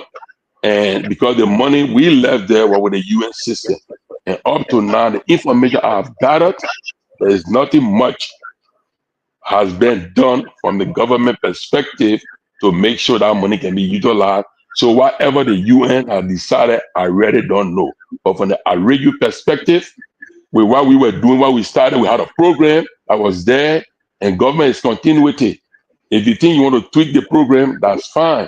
But I don't think anything substantial has been done. And so to take the children to the president for them to appreciate him when their own plight hangs in the balance, something the Georgia government was criticized for, and the Georgia government started a program, secure funding to the partners for that program, and nothing has been done. It is a little troubling from our perspective. Thank you.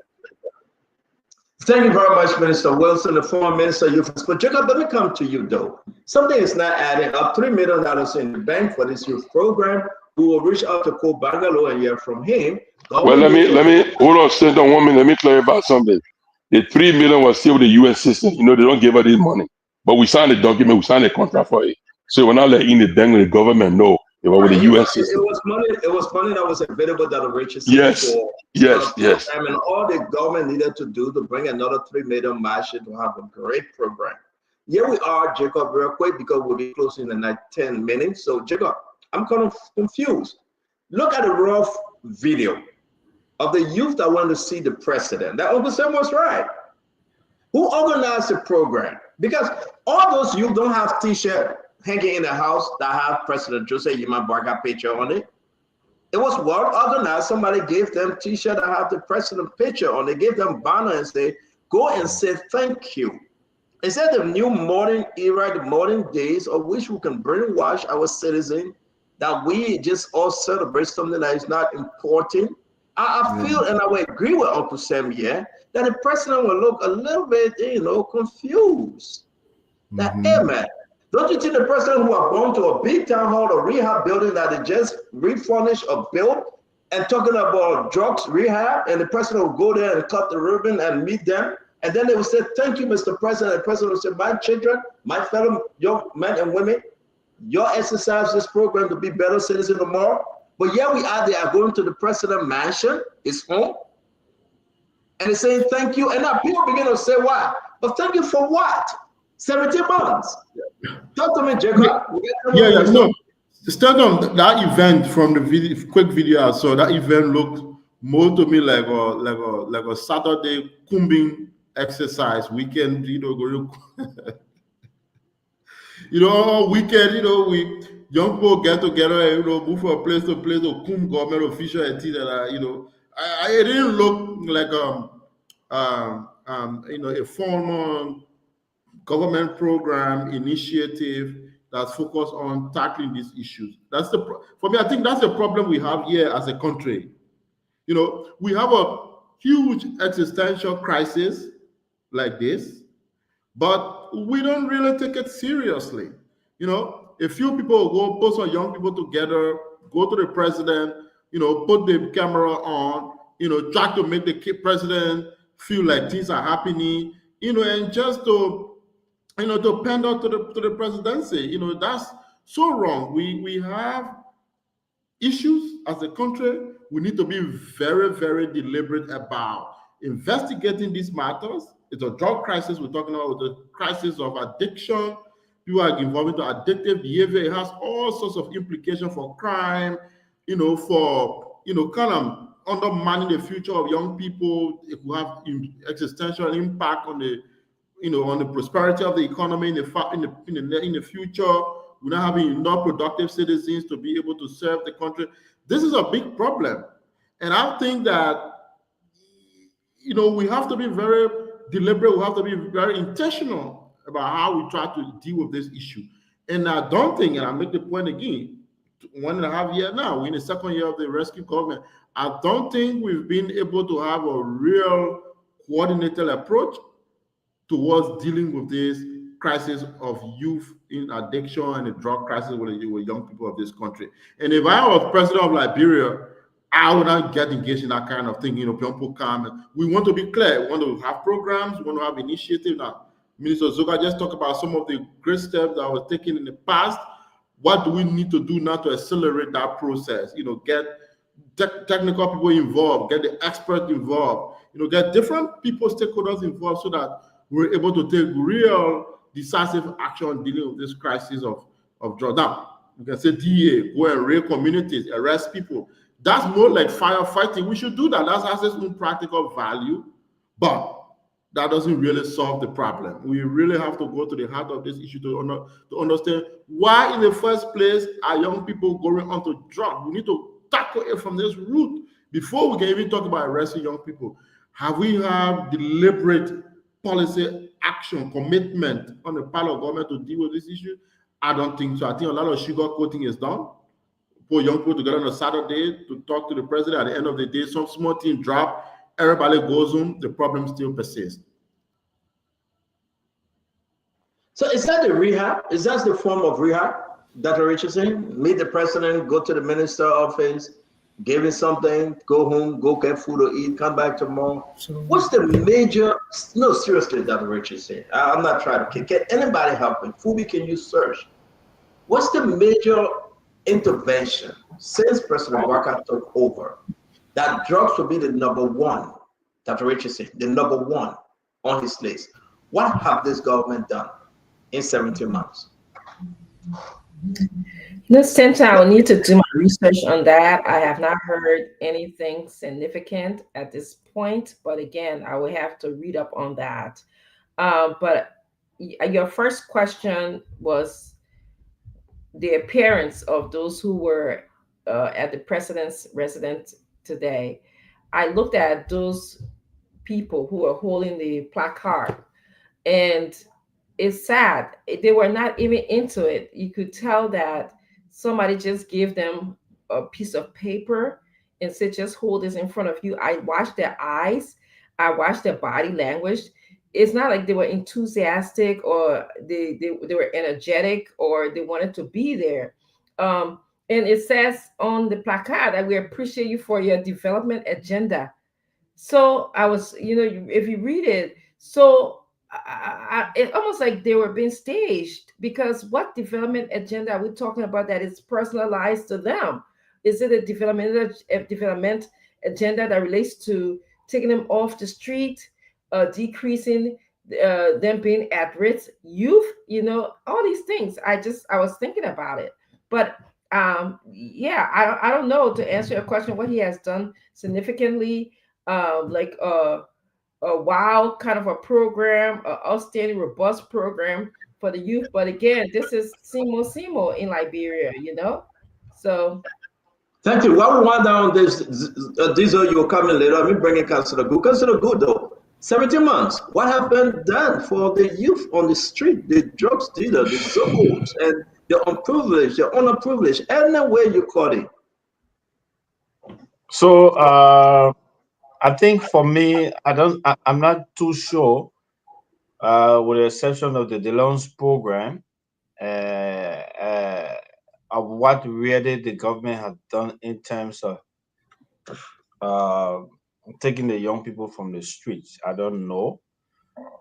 I think the government had been more focused on tackling the drug trafficking because we've seen some arrest.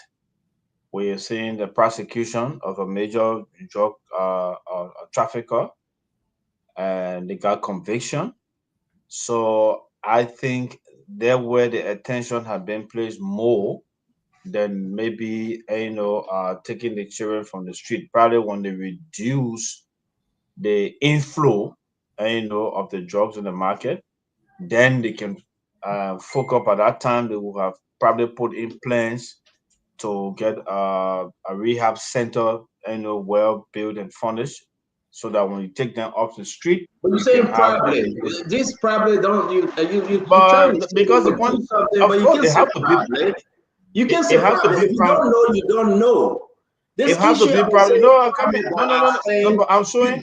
Give a general opinion on fact. You can say I think probably. No, you don't know. Just say you don't know. You don't have to talk. Yeah, but how you won't tell me how to answer the question? How to address it? Because you're running with it probably and maybe and if and yeah, apparently that's what I'm saying. And that so I'm saying apparently because I'm seeing them focus more on the trafficking part, prosecution, arrest, and all of you. That's why I see them focus more, because I think the government is scoring some grades. They have made a lot of arrests. We are seeing it publicly. They have had prosecution.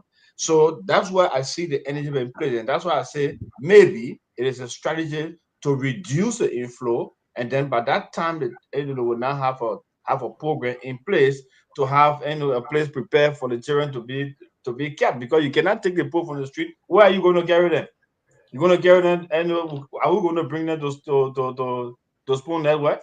No, you need a place for them to be. So I don't know the strategy on that. I'm just thinking, but I think they've been making progress on the trafficking side, the arrest and the prosecution. They've been making progress. So when you talk about drug holistically, that is the area I think the government has been scoring some grades. On the issue of taking the people from the street, I've not seen much, and I'm only saying maybe they are planning to do that, and things will be in place soon. I don't know. But I can't. Thank you very much, Councillor. Again, ladies and gentlemen, no disrespect to our brother here. If the day he comes to Liberia to practice law, please do not hire him. Your case will be probably. Your case will be probably a baby, and you end up losing that case. You're talking politics, and not talking law, my friend. We're talking politics. Let's get Uncle Sam.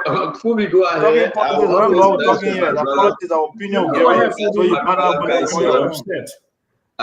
We got to go. It's 7:11. Go ahead, Uncle Sam. Can you imagine any official or family member of Donald Trump taking fentanyl addicts to the White House? Think about that, Liberian people. Or even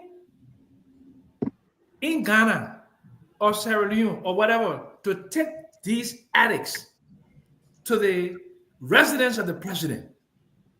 Yeah, I just want you to think about it. Yeah, I'm not dramatic, but I have lots of experience and I have a lot of common sense because of my age.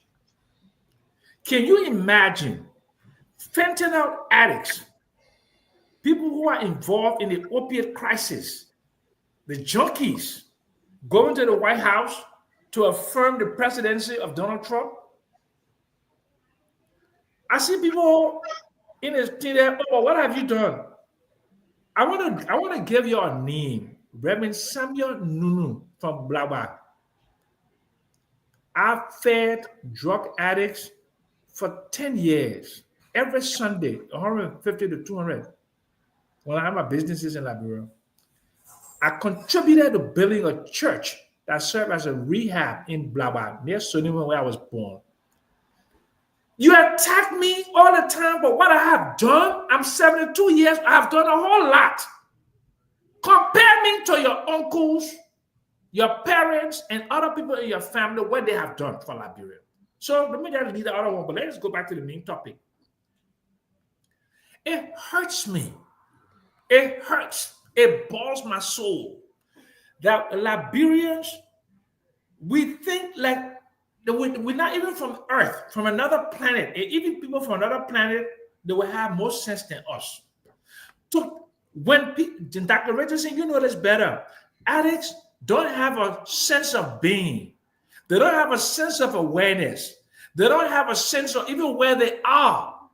Their only number one objective is to get a fix. That's it. So whoever use them, chasing the high. Chasing the high. That's all they're looking for. I used to get high in New York as a young man. I know about chasing that first hit that you got. That when you chasing your entire life, you can't even keep SCOBY on. What we call sneaker. You can't even keep any good clothes. You can't live with your parents or family members because you will sell everything in the house. I like that originally. So this is the quality of people that someone decides. They think they got 2 brain cells.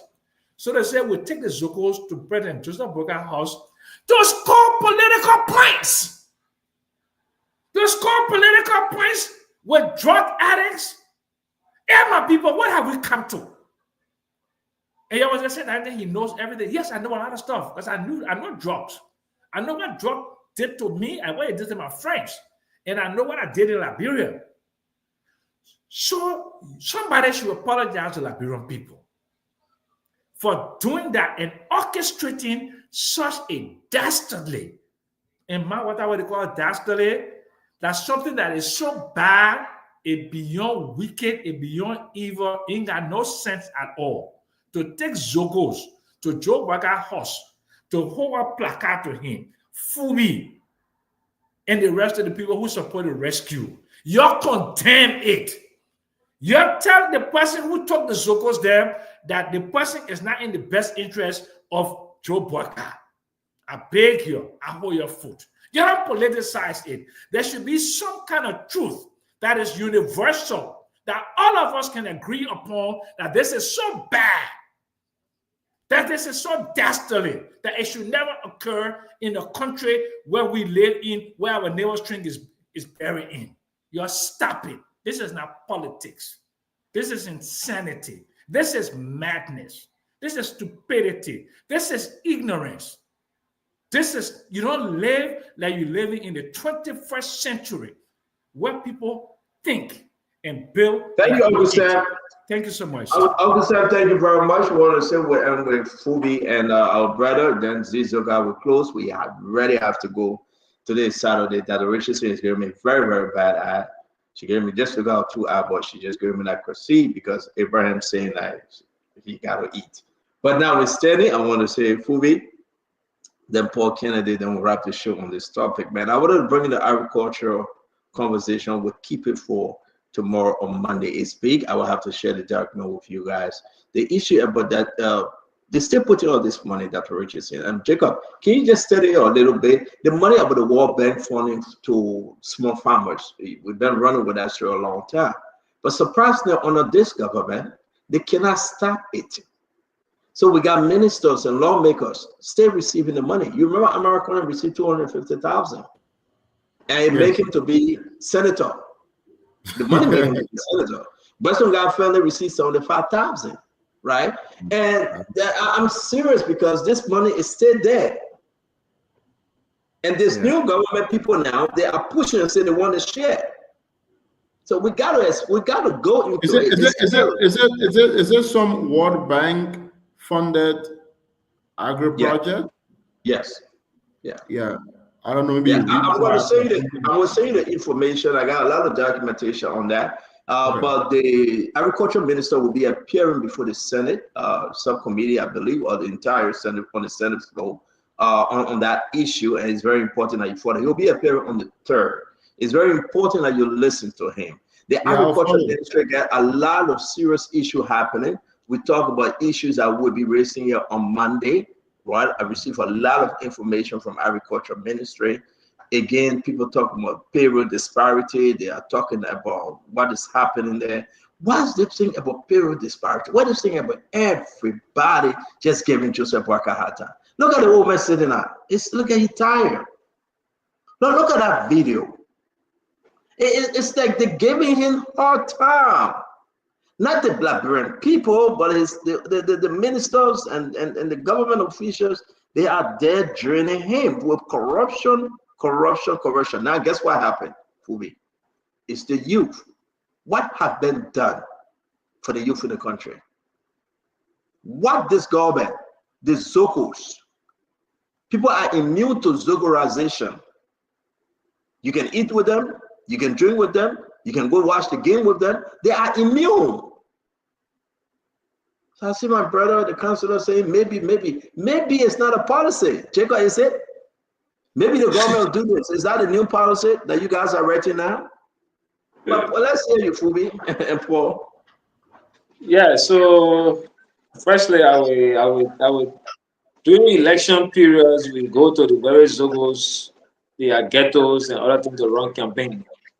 So I see nothing wrong with them taking the Zogo to see the president. So if the president sees the Zogo in that state, then that should push him to do something to correct it.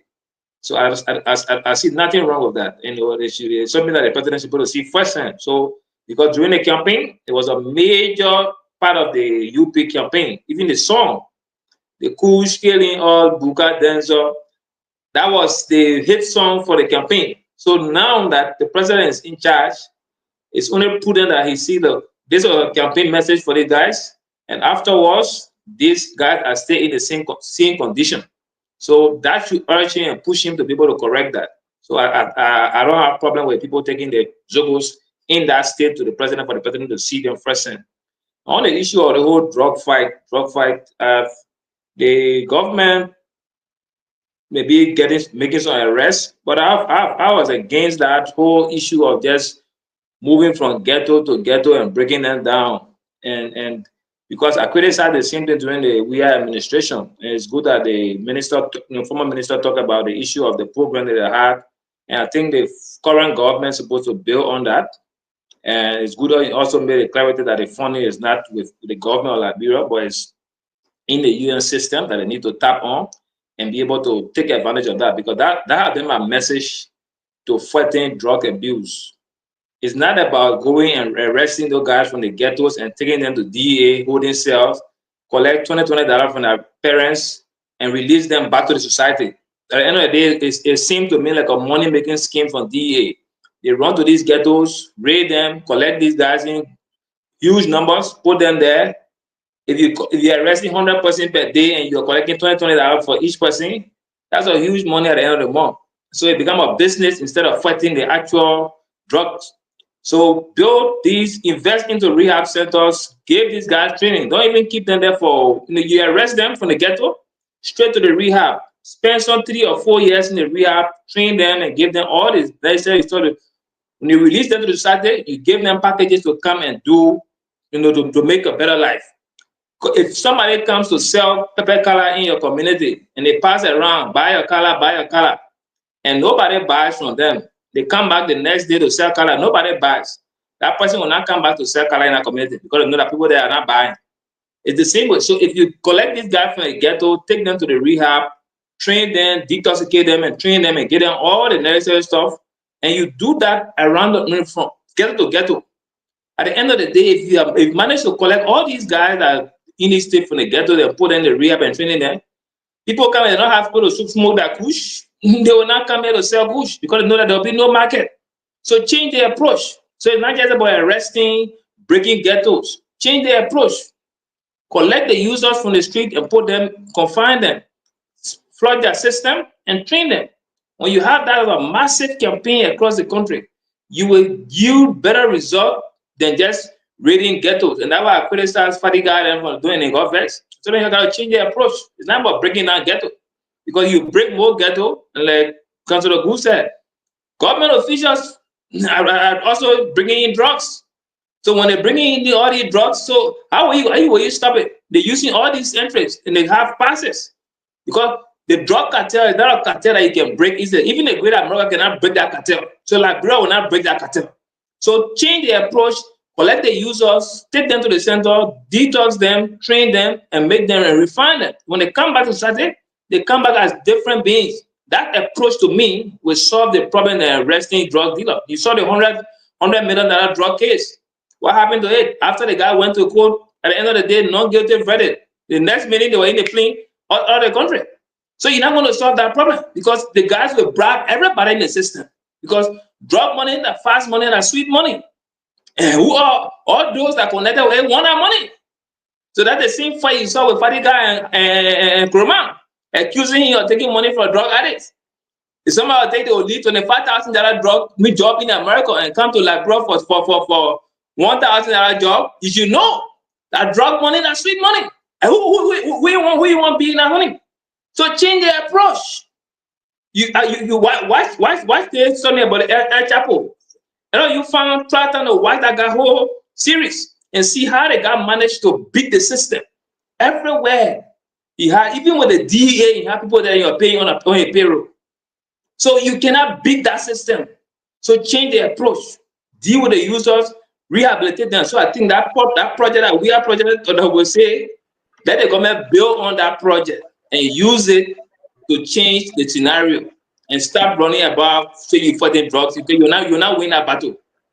Thank you. So my question to you. So you have not seen anything new yet, right?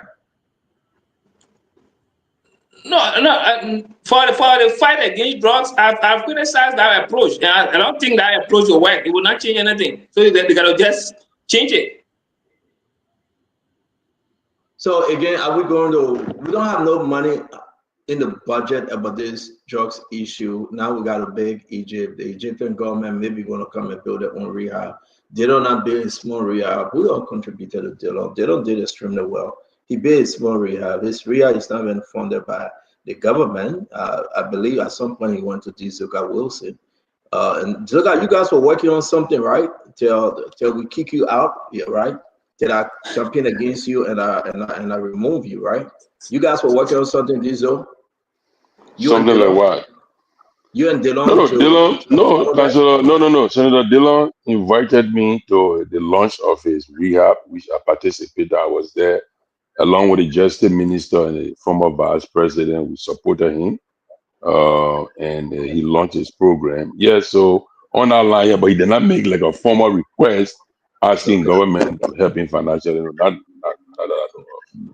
Okay, thank you. So Dillon did extremely well here and his supporter to do that. But I can just say on the show, man, in the process of time with everything that was happening, what are you saying, Paul Kennedy? You the last tonight, then Tizoga will wrap this thing up. What are you saying, Paul, for the youth of the country? What have this government done? Well, Senator, let me start with the issue of mental health, the challenge it poses for our country, and the lack of a systematic approach to address them, as I have seen so far. I'm glad that the president has spoken about it a lot. Everywhere he went, to the United Nations, to the ECOWAS, everywhere the president went, the first thing he spoke about was that mental health is an emergency issue and situation in Liberia. So I'm glad that he's highlighting that as as an urgent issue to be addressed. Where my disappointment is, though, as far as it is concerned with the president's priority at the moment, is even though he's speaking, saying that this is the mental health issue is a priority, he's not putting his money where his mouth is, right? So in the budget, like you just said, there is not a specific budgetary line that addresses that, right? So he speaks about it, but does nothing to my knowledge, does nothing to help address the strategics in managing the mental health issue. And we talk about Zogos, we talk about drugs. They are interlinked, and I'm glad we got Dr. Francine on here. Mental health challenges like depression and other things could actually trigger drug usage or substance abuse. Some people get mental health challenges, they get depressed, they say, let me go drink my king juice. And they will drink that king juice, as a way to calm down the depression. Unemployment. A lot of people don't have jobs. In the morning, they get up, the kids not going to school. People putting their kids out of school. It depresses you as a man. It takes away your manhood. Is all right, let me go take my Bayako, right? So that Bayako taking becomes a habit as a way of trying to, to submerge or to bury the challenges, the economic and financial challenges you have as an individual, especially as a man without a job. So people go to marijuana, they start smoking and start drinking and doing stuff. What I think the country needs is a couple of layers of activity. First, if you have a depression, you got a suicidal intent, who do you call to address these things? There is not a mental health hotline in Liberia. They need to have a national established mental health hotline so that people who have mental health challenges can call those lines to be able to get some redress. And I, all hats off to Senator Dillon, but I think instead of building a rehabilitation facility, he should be putting money into creating a sustainable program. Tomorrow, when he's not senator, I can guarantee you his mental health rehabilitation center will shut down. So what he should be doing as a senator is putting this thing into a proposal, writing out a bill that will actually create a sustainable structure for the Liberian government to support, not him as a president. I commend him for what he's doing, but it's just the tip of the, it's just a drop into the bucket, right? Where they should focus their attention as lawmakers, not building clinics, building homes, building schools. They should be putting laws that will make the Liberian government responsible for developing, establishing, and maintaining these things, not them as individual lawmakers. When you do it, it's not sustainable. For instance, Prince Johnson is dead now. Who's going to sustain his college, his university? These are the things we talk about.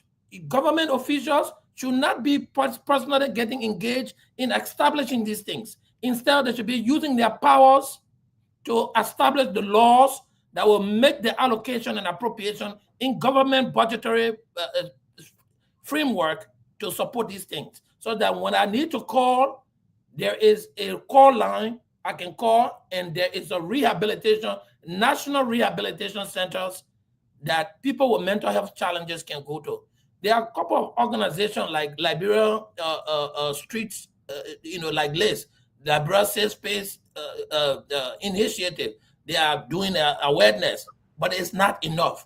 So I'm glad that the former minister is here to actually plead to his colleagues who are in government now to look at a more realistic, sustainable approach to be able to address some of these issues. What they are doing is good. It is not good enough for us as a country. But they are just doing things as individuals, and they should be doing it from a governmental, sustainable standpoint. Thank you very much, our brother Paul Kennedy. Don't forget, Paul Kennedy is a physician assistant. Don't forget, Paul Kennedy. What's the other thing you did again to Enfield? I'm a public health advisor. Yes. We want to say thanks to all of you. CEO, can I make one request? Yes, sir. Yeah, Paul said something very important. It really piqued my my interest in terms of, he talked something about mental health, and you too, and Spoon too has a responsibility, I would say, also to play in this crisis. Is there a show on Spoon that focuses on exploring mental health and how to provide support? I don't think so. I've never. Yeah, I mean, you can organize when you get Dr. Richardson here. I hope you can talk to her. You guys organize or something like that. It would be a great help.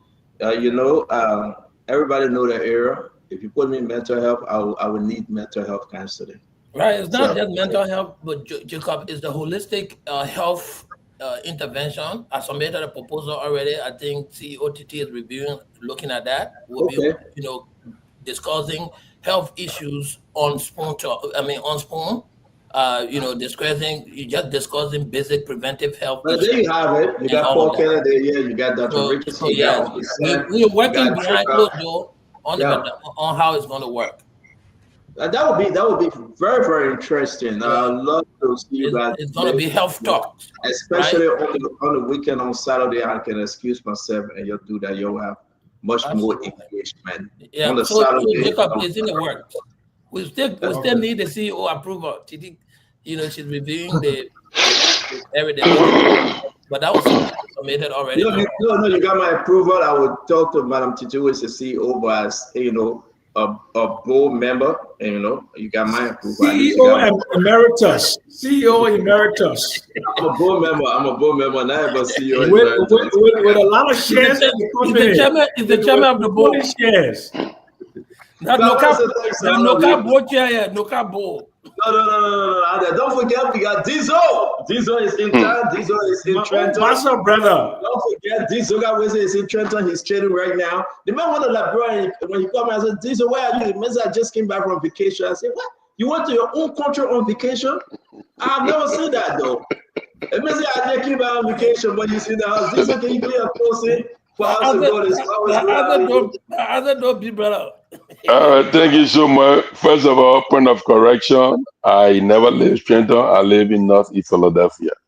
Thank you very much. Hey, you got in Philadelphia, in Trenton. All right, but I will also use my closing to respond to Azedo 2 questions, just so you know. You remember Azedo asked 2 questions, right? Yes, sir. Please do. Okay, good. So firstly, I want to thank you for bringing me on the show tonight to talk about this issue of at-risk youth. And this is something I call consider constructive criticism. The WIA government believed at the time that government alone could not support financially the at-risk youth program. And that is why we reached out to development partners. And the One UN system was our number 1 partner in this process with other international organization. And that is why we did a joint concept document. The government of Liberia and the One UN system. They were joint. They were endorsed by both the UN and the government of Liberia. That document exists. It is that document upon which we started the program in July of 2023. So, government continuity. I was just praising the government here for the female national team, something we started with a female league through the LFA, and today the team has improved and they are supporting the team. There is a concept document for at-risk youth. They need to look at the document. If they want to tweak the document, they can tweak it. But upon this premise that government alone cannot do it, that we sought resources from the One UN system, for which I signed a contract for $3 million United States dollars. They need to look at that program. Let's begin to get the young people off the streets. The WIA government started it. Many people didn't know the graduation of 122 students at-risk youth was done by this government because we had left office. So they need to continue the program so that, and we have identified in our concept document the Youth Agriculture Training Center in Bensonville as the place to construct the rehabilitation center for at-risk youth. It is my hope that they can go back to that document, they can tweak it however they want to tweak it, reach out to the UN system. Let's have that partnership going because government alone cannot do it. That being said, after those last 2 questions for me, one regarding the LFA, and let me make a clarity, the government of Liberia did not accuse the LFA of anything. Mr. Wilmer Smith, who I consider a corruption king Kong, has been going to the soup children, providing them false information that the government of Liberia gave LFA some money for the construction of its headquarters when I was Minister of Youth and Sports, and also some additional funding for LFA's operation. I want to state on Spoon Network emphatically that the government of Liberia did not give LFA a dime for the construction of its headquarters. Neither did we get any money for LFA's operation. The only money that government of Liberia gave LFA was for the national teams, both male and female, because the national teams are owned by the government of Liberia. The government of Liberia is the number 100% financer of the national teams. LFA is just only the manager. They sing with other federations, like the Athletic Federation, government gave them money for the athletes. the Amputee Federation, government gave them money because those are national teams. But no other money will get LFA. LFA headquarters was funded by FIFA and CAF, the FIFA Forward Program. So if Mr. Wilmot Smith got any issue with Mustafa Raji, he needs to take it up with FIFA. FIFA and CAF, they do a yearly audit of all federations they send money to. And LFA offices have been constructed now for the last 2 years, I believe. And every year FIFA audits. So if FIFA found anything wrong with the funding they get LFA, FIFA would have raised the issue. Mr. Wilmot Smith then using this children went to LACC to investigate Mustafa Raji and the LFA. LFA is not a government entity. If somebody told the LACC that government gave Mustafa money, youth and sports, all the LACC need to do to ask the Ministry of Youth and Sports. Why inviting the LFA when they are a private entity? I don't know why the scope of that authority, but LFA is non-governmental. And we did not get LFA a dime. Let me be clear here today. And it is my hope that Councillor Kobangalu will also make that clarity too. The money was given by FIFA, President Weah and I were at the headquarters launching, and the videos are there. We praise FIFA for that support to LFA. Now, once the I or President Weah mentioned that government of Liberia gave LFA any money for the construction of the headquarters. That's number one. The final question from Ase though regarding my interview on closing argument. So I said the first thing, at no time did I say I will not support President Weah in 2029. I will ask a specific question and I plead the fifth. Now, when you plead the fifth, the counselor is here. On a legal side, you can plead the fifth because you don't want to say anything to incriminate yourself. But this is not legal matter. This is a political matter. By me pleading the fifth, it means that I choose not to talk on, discuss the particular topic at the time. So I know people in the CDC circle, in the Wilson circle, are going after me in the chat room. I got attacked because by me saying I plead the fifth. And that is a problem. We must be a democracy. We all will not agree on everything in a democracy. Even if we together in our own families, we don't agree on anything. But don't alienate somebody because the person did not answer a question the way you wanted to answer the question. So, DJ, sorry to interrupt you. What was the question? What was the question, sir? The question I was asked was, it is given that President Weah will contest in 2029.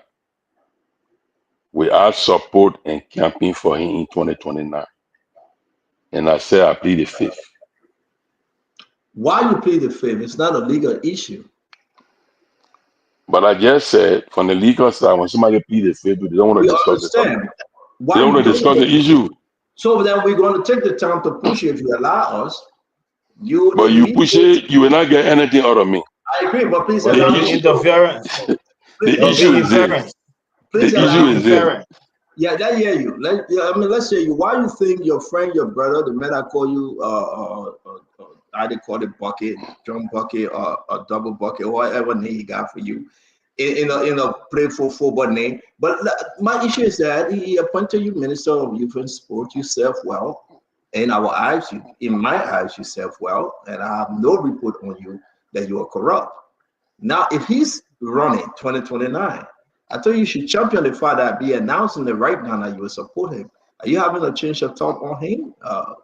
Why you choose not to talk about this publicly? Stand down. George Weah and I have been friends for nearly 43 years. He knows me very well. I know him very well. I'm grateful that he provided me the opportunity to serve in the government for 6 years. I'm thankful for that. I will forever be grateful to him. My statement about pleading the fifth, look, George Weah is a human being just like myself. We all have our shortcomings. We are not infallible. He is my friend, and he will remain my friend. I did not say I'm not going to support George Weah. I said I plead the fifth, and I will leave it at that. Diesel. So let me bring in the ladies first. Dr. Richardson, I wasn't going there. We heard this, but I wasn't going there. I said the sedition acid, the question the sedition. Are you still a sedition? I've always been a reaction. But you're reaction, but you're not a sedition. Yeah. No. Are you still a reaction? Who, me? Yeah. Yeah, I'm a reaction. Okay. Reaction Dr. will Richardson? always be reaction, so don't get anything confused. No, I'm not part of the society, so I need to ask questions. Dr. Richardson, let us close, Dr. Richardson. Thank you for joining us. I see what the CEO of Boaka Shen. You try to take the thing in the locker room, chat room, and bring it. Give a man. You can leave that one there, man. But let me announce. So maybe they don't want me to announce it. Dr. Richardson, they get a very unique chat room called Boxing 4.0. Yeah, boxing ring. It hard for me to follow all of the chat room, but it's something about that chat room. It seems to be so intellectual, and when you follow the topic that the Richardson, your mind's open to new things. And the people I respect for in that chat room, I saw Uncle Sam talking about PRC. I saw so many people that I will not call their names, but it's a chat room to just follow. The argument is unique, it's mature, and you really, really, really want to be part of it. It's very, very respectful, you know. But that's one of the best chat rooms I've ever found myself. And whosoever invited me, I said, thank you. I will continue to follow in that chat room, and I will make my contribution as necessary.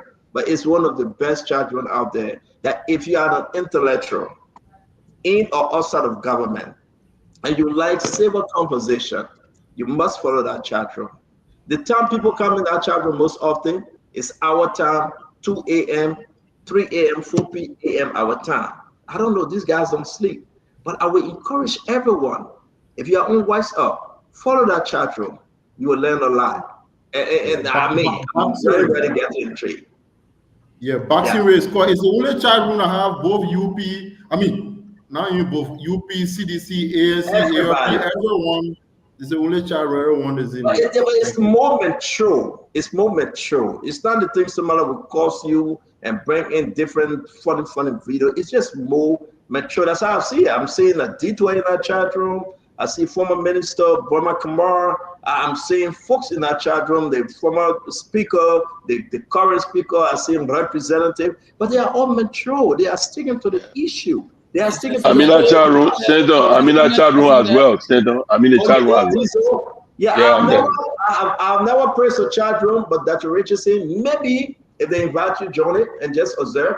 It's more forward conversation, how the country can come together. Question. Did you say Samuel Jackson, my uncle Samuel Jackson went out the chat room? And He's there. Nobody there yet. No. The topic is very respectful there. Paul. I don't attack people. I just say something that is controversial, and then they start cussing me. They start talking about my grandmother. They start talking about my wife. They start talking about my education. They start talking about things. I don't cuss people. I guess I'm not going to Dr. Richardson. She got to close, so she got to go. For the others to understand, I don't care about people's personalities. I understand Dr. Richardson got to go. Let's go. All I care about what concerns the country. But I say it in a way that they get angry with me and then they start attacking me. I'm not going to Dr. Richardson. Yes, thank you. Thank you so much. I'm not in the habit of interrupting people when they speak, so that's why I find it hard sometimes. Can I leave, Stanton? I gotta run, man. Can I go now? I thought Dr. Richardson speak. You cannot do that to the woman, Uncle Sam. Actually, no, it's okay. But Dr. Richardson, I will stay. That's my soft spot. She's my soft spot. Thank you. I appreciate it. I want to close the show today with something that I read in the Liberian Investigator newspaper, and it relates to at-risk youth. There's a story in there about Mary Flomo, and Mary is from Banga, Bong County area.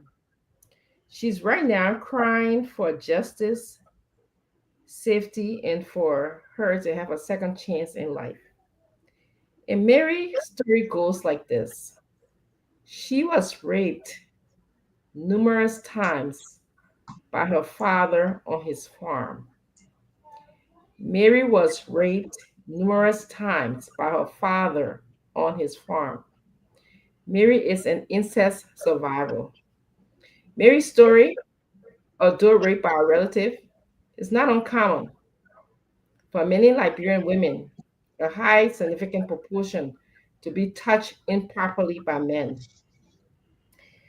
Luckily or unluckily for her, her family consented to terminating the pregnancy. She got pregnant by her dad, and they consented to terminating the pregnancy. I'm sure many of you guys heard of the story of Regina.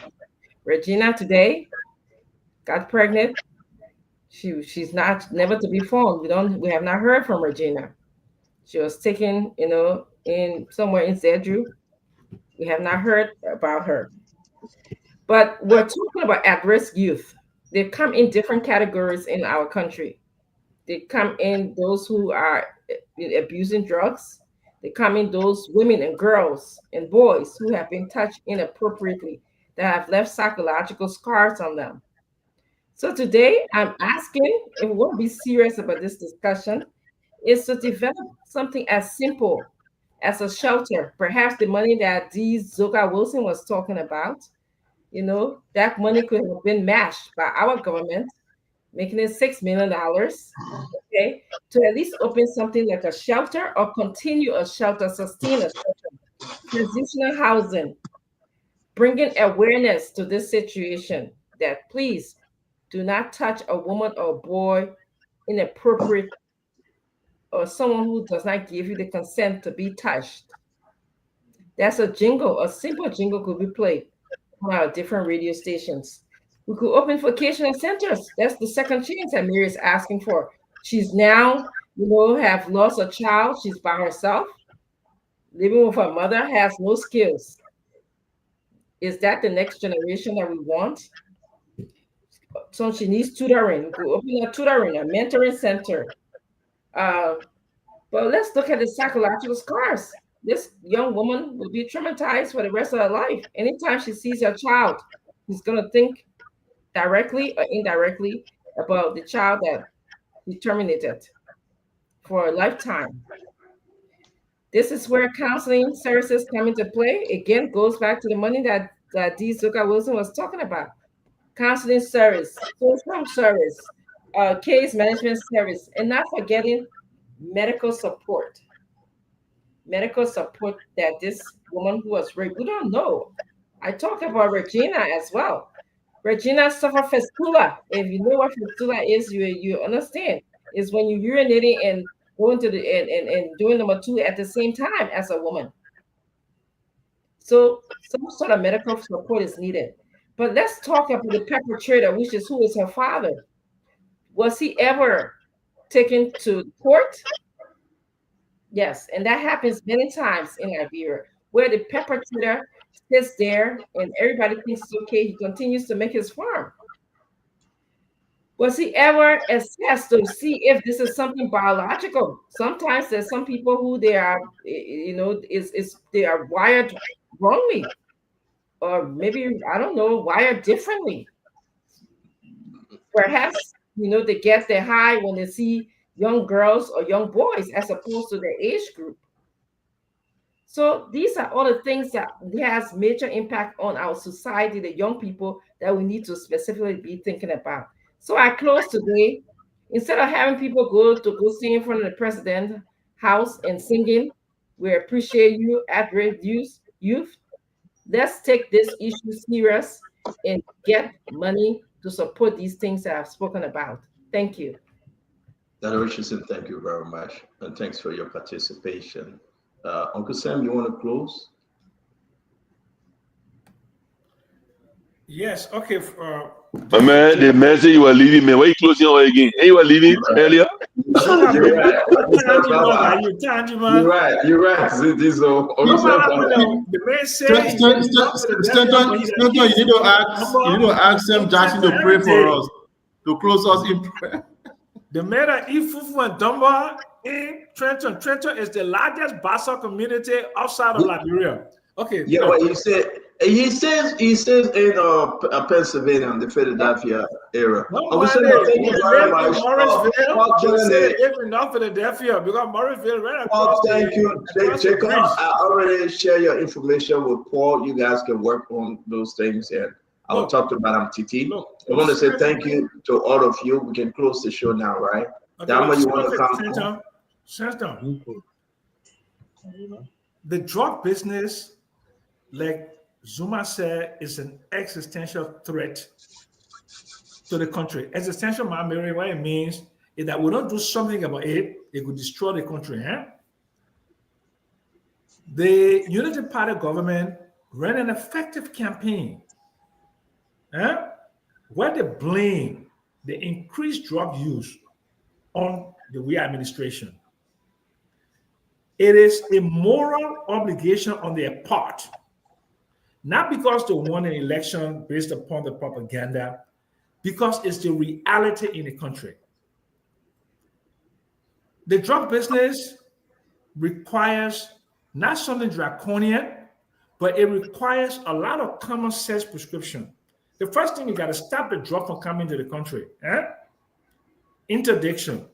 So that means you have to empower the DEA, give them the tools they need. It must be reflected in the budget. The second thing is what? The social welfare policy of the country, interrelated to a youth development strategy. Whatever Joga Wilson and others will come in. To marry those two, and Dr. Wilson and Minister Dr. Wilson, Dr. Richardson, I'm not an expert in this field, but I have a lot of common sense on this issue. How much money are we investing in drug rehabilitation and interdiction? The budget, unfortunately, doesn't reflect that we take this as a national priority. So I'm begging your Liberian people, every neighborhood, every community, you see Zogos there. In Gaytown, where I live. In Soniwe, where I was born. In West Point, everywhere.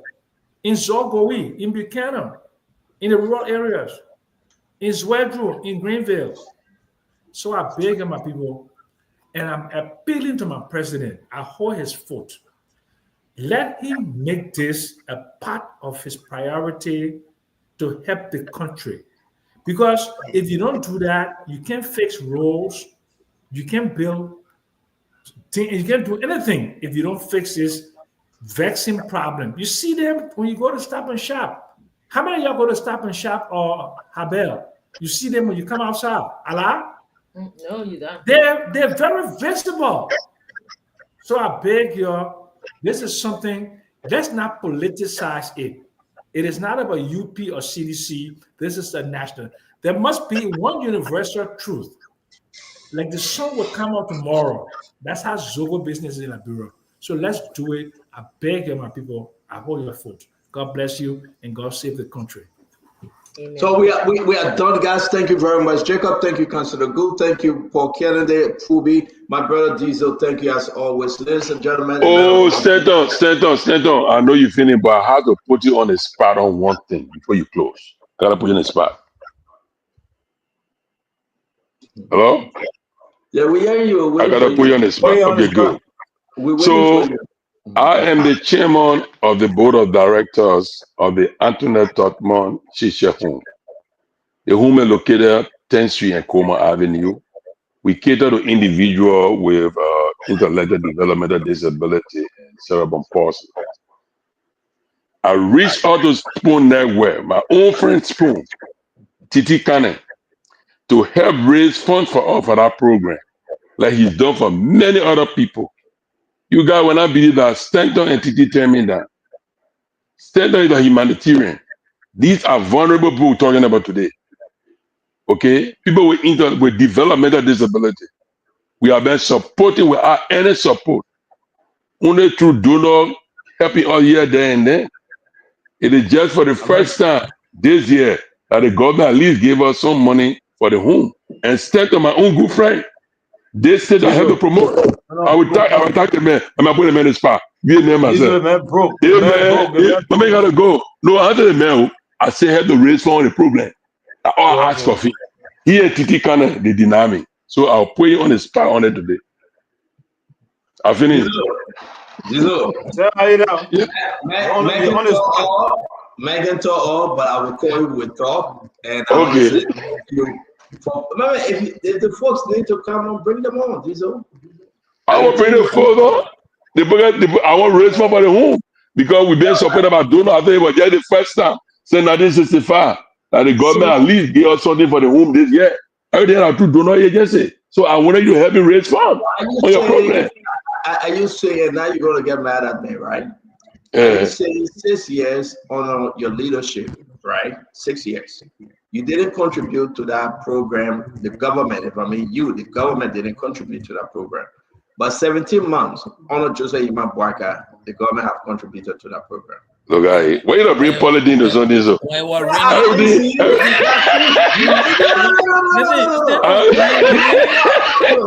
we're reading, the minister not carry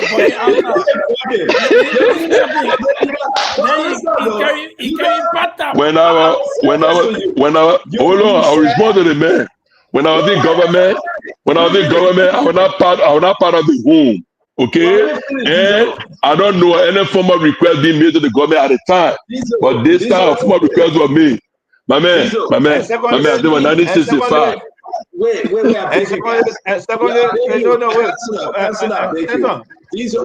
cancel that. Let me finish the one right quick. Because everybody hearing us. I'm a business down. I said nothing. The message won't go after me, right? Yeah. The man broke his own neck. 6 years they didn't contribute to that poor nursing home. Not nursing home, let's get correct. I said disability home. I said disability home, I'm sorry. 6 years. Because to the best of my knowledge, no formal requests were made. Stanton, no, but let me correct you first. Let me correct you. No formal requests were made in the 6 year period. These are what we're talking now. Let me 6 years. And ladies and gentlemen, Liberia listen also. Right? 6 years. CDC government did nothing for that disability home. There was no formal request made to CDC government. But you said when we're reading. I begin chairman of the board honor unity party government. I made formal requests. Is that why you refuse to raise funds for us, Senator? And the excuse you won't get? Senator, is that why you refuse to raise funds for us? Where it was lightning and thundering, where it was showering, blessing from all over. Senator, there were no formal request made to Georgia government. Is that why you refuse to raise funds for the whole center as a humanitarian with the Center Foundation? Is that why you refuse to raise funds for us? But Joseph Yuma Boaka taking one step at a time. The man said, who are talking about? The disability of whom? Yeah. You know what? You said something there. Look at that. 15 months. President. All right, God, thank you, man. Stand on before you go, right? It was good for me. It was good that the program didn't get support from government at the time he was in government as a minister, because they would have accused him of using his position to support something that he has interest in, which will be we are very conflicted. The man Let me talk my own. No, I was part of the home, but not Bochemo. I was supporter of the home, but not Bochemo. Let me talk my own. Let me say this. So now this government, they did it, brother. Yeah, go to Liberia. Don't hire him to be a lawyer. Let me talk my own, man. Let me talk my own. This government, he has this government has no interest in the home, but to ensure that it supports such a program. That's what makes a balance. Is okay for me. If you have done it under the CDC government, They will have all the conflict of interest. The man a minister, he got a friend there running home, they want to eat the money. So that's the reason why they're supporting it. Now it's not Thank you, Councillor, for coming to my defense. Thank you. Senator, you must say call me for to have the program and do fundraiser for that home. I will call you. Thank you. You're right. Phoebe, thank you. Damo, where are you? Thank you very much, Minister. It's good seeing you again. Okay, Mr. Senator, thank you. Yes, sir. And again, I want to say, Phoebe, thank you, my brother, for carrying the things a lot. To our brother Jacob Jada, we say thank you. Councillor, thank you, man. It's good seeing you. Damo, 6 years. No contribution. But that means the man say you're waiting for, right? But make it talk all, Damo. Can you do anything? Can you work on anything? 6 years when the man was in gear. They didn't say on the street when the man was in gear. 6 years. When we're raining and lightning and thundering. Making talk off. Let me leave it and let it go. Councillor Gu, try coming to his defense with the whole thing. But then he shot his own defense in a leg by saying he was still associated with it. He wasn't the chairman at the time. Damo, what's up, man? Tomorrow, God can bless anybody, and it will be a great show on 101. I want to say thank you very much. I hope you do the needful. As always, you got to meet up with the CEO. I appreciate this Zoga Wilson for coming on tonight. And he's one of the best person out there. I really do admire him. We wish Jamal Kamara good luck into a race for that seat here in Worcester, Mass. We'll bring her on. Another Liberian, Mary Broad daughter, is running the governor race in, I think it's West Virginia. She's running. She's one of the top candidates, Mary Broad from LDC, our own old man that can cause us in group. Her older daughter is here. She's running in the election. We'll be bringing her on someday to discuss on the issue. I want to say to all of you, it's been a wonderful, easy moving Saturday. Be blessed, be safe. Damo, it will ring at your end according to God's game on time. Bye-bye.